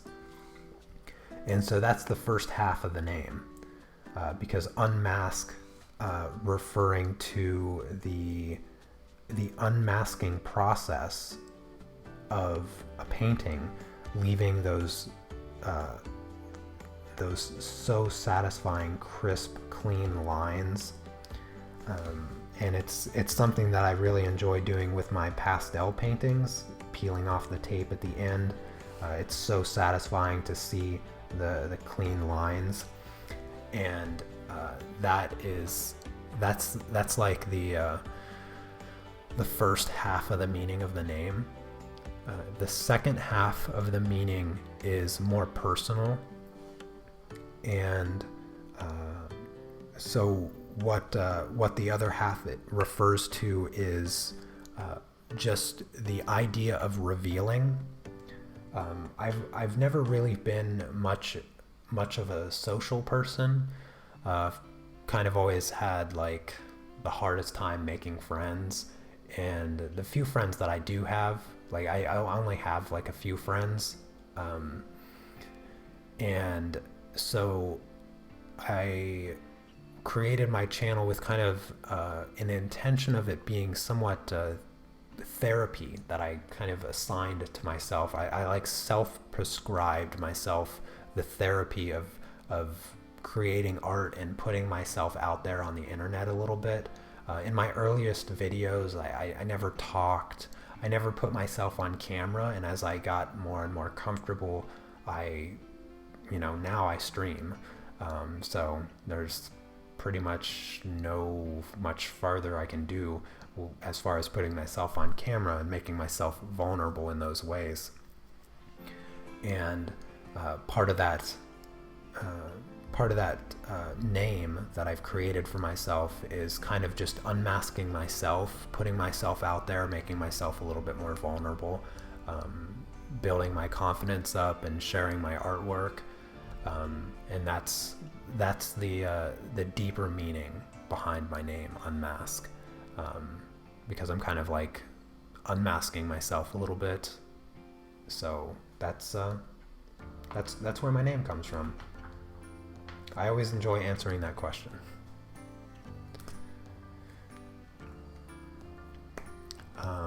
Let's see, did I miss anything else? About metal, we have this Raskata Jola band in Finland who have recorded traditional Christmas carols and Christmas hits as heavy metal. Oh, that's very interesting. Love hearing the respect and love in your voice when you speak of your father.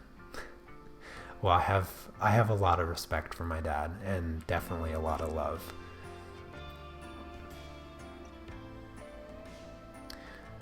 Okay, Joe. Well, you have a lovely evening.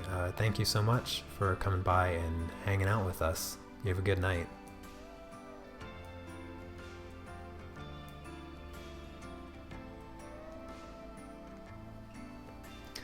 All right, so now that I have this new weighted line down, you can see just how much more the witch pops out on the page. Now what I'm going to do is I'm going to use another fine liner, not as thin, and now I'm going to start adding a bit of kind of softness to some of the lines. For instance, let me just zoom in here. So I'll zoom in and I'll work on this part. I'm just going to make sure the camera is completely in focus.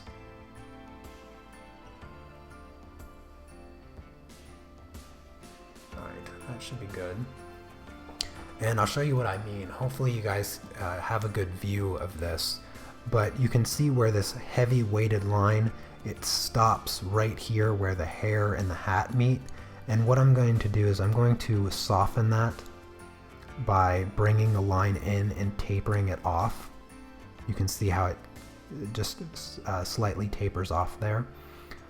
The other thing I'm going to do is add some extra weight to the eyebrows here and just smooth those out so they stick off the page. And I'm going to work on the eyes a little bit too.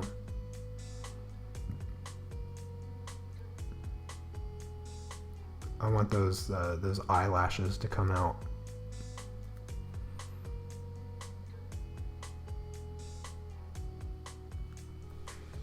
And of course the pupils, got to fill the pupils in. I give her a little bit of a highlight there.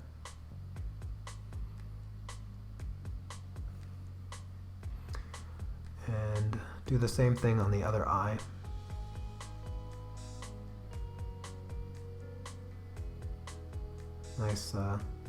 Nice thick eyelashes.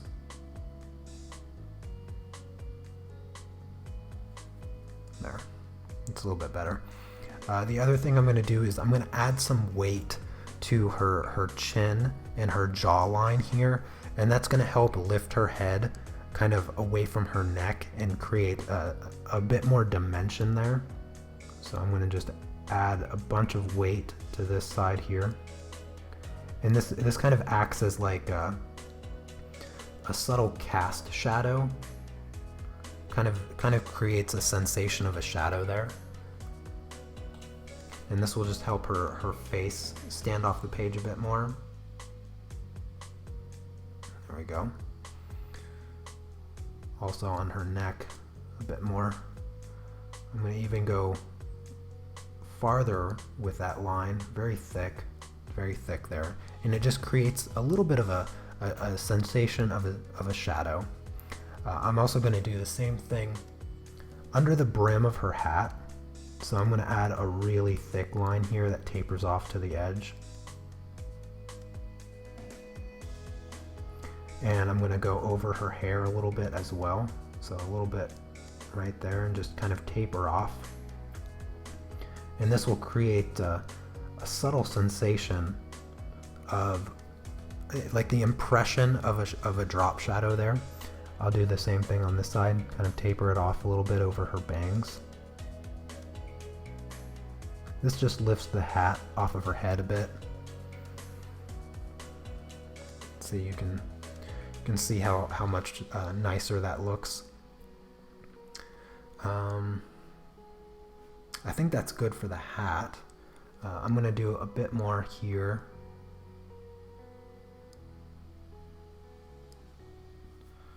On her collar. I didn't know all that stuff after all this, unless I forgot. Well, you know now, so whether you forgot or not.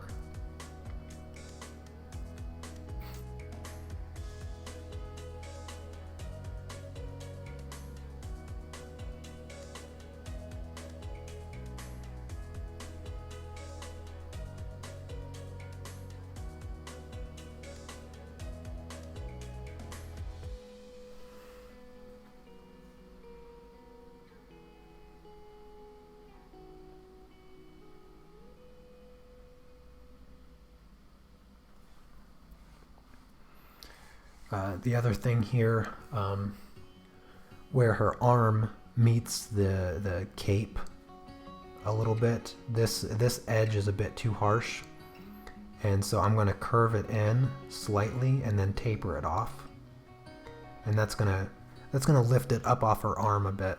And I'll do the same thing on this side. Add a bit of it there, more of a shadow. And then I can do it underneath her top, so it lifts off her skin a little bit, and it creates a little bit of a lift there.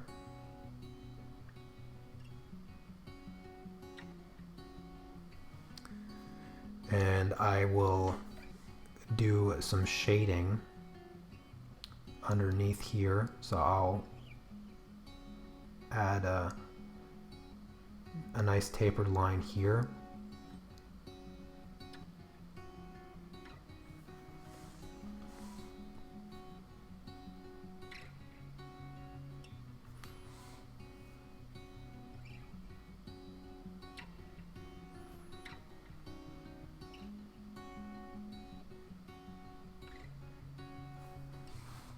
This is my favorite part about inking. This is what I love to do when I ink a drawing. I could just spend hours doing just these little touch-up details. It's my favorite part. All the other stuff I find to be rather simple and mundane. If you can get your inking to the part that I got it, where you just have, you know, one thick line and then the rest thin lines, and then you take your liner and you go in there and you start just correcting a few of the things and kind of creating a bit of dimension in the drawing, you'll find that you immediately improve the look, the overall look of your drawing. So it's definitely worth spending the time doing and correcting and smoothing out all the details. You'll just like your work so much more.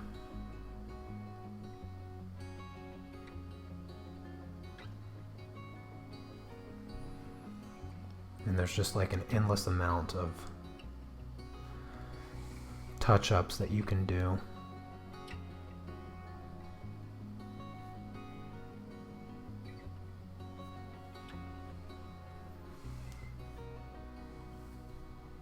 Trying to make sure that I stay in frame for you guys.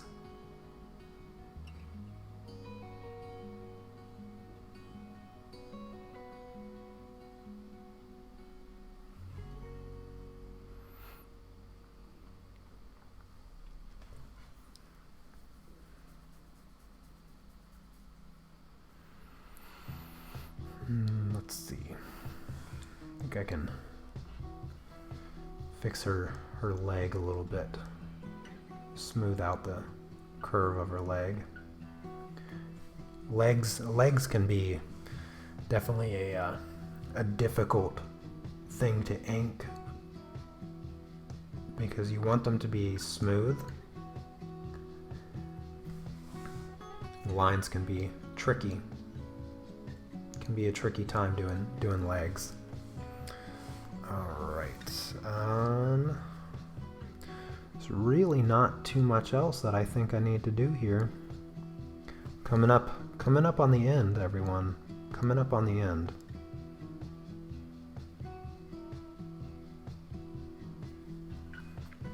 Just keep kind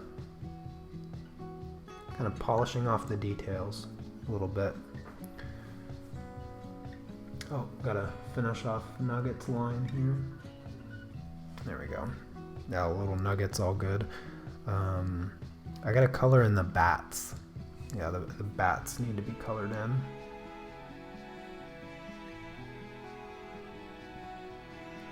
There we go. I think I can do a bit of correcting here on the roses. Oh, you know, I need to add thorns. I didn't draw out the thorns on the little rose vine here.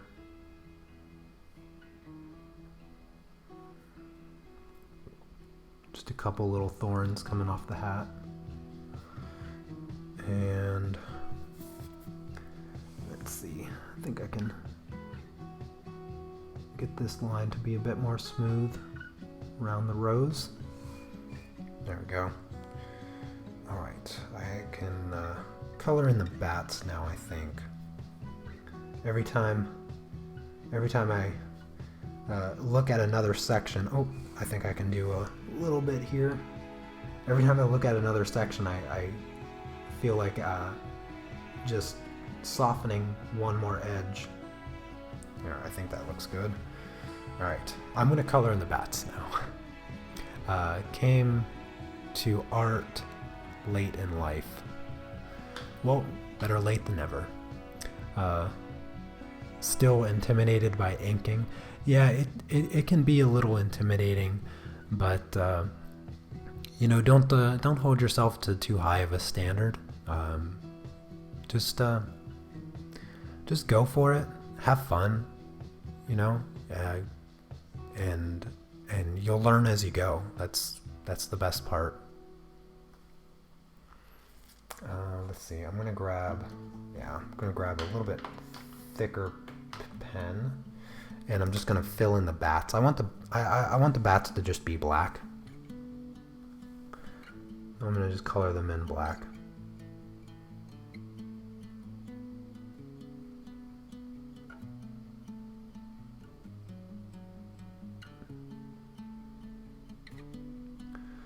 I'm almost done, everyone. How long I've been streaming?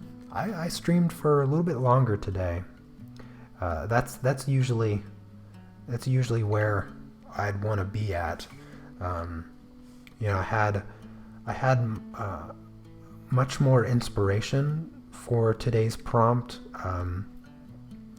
It was a little tough to get started with Inktober this year, but now I feel like I'm in the groove.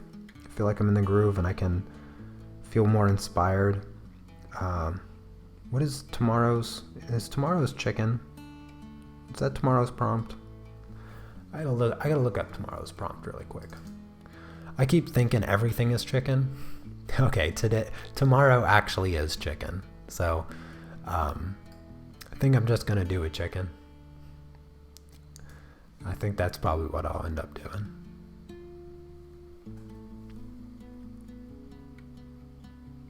Keep it simple. I'll just try to ink a chicken. Of course, little Nugget will be there, running for his life. I don't know if chickens would eat a slug, but I feel like they would. I feel like a chicken would eat a slug.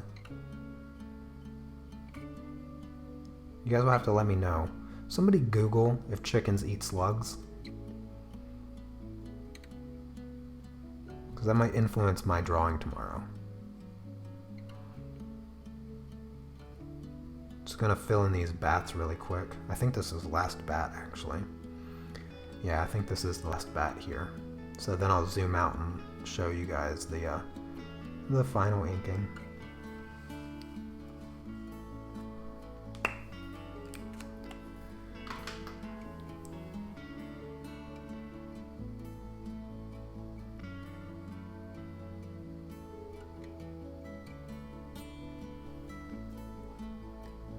All right, everyone. There we have it. Witch casting a spell, riding her vacuum cleaner. I forget who gave me this idea in yesterday's live stream of doing a witch riding a vacuum cleaner instead of a broom, but it was a really inspiring idea. So thank you for that. And yeah, you know, I'm really proud of the way this one turned out. This is a much better drawing so far than what I feel like I've done for this Inktober. And I'm gonna try to keep my drawings closer to this standard of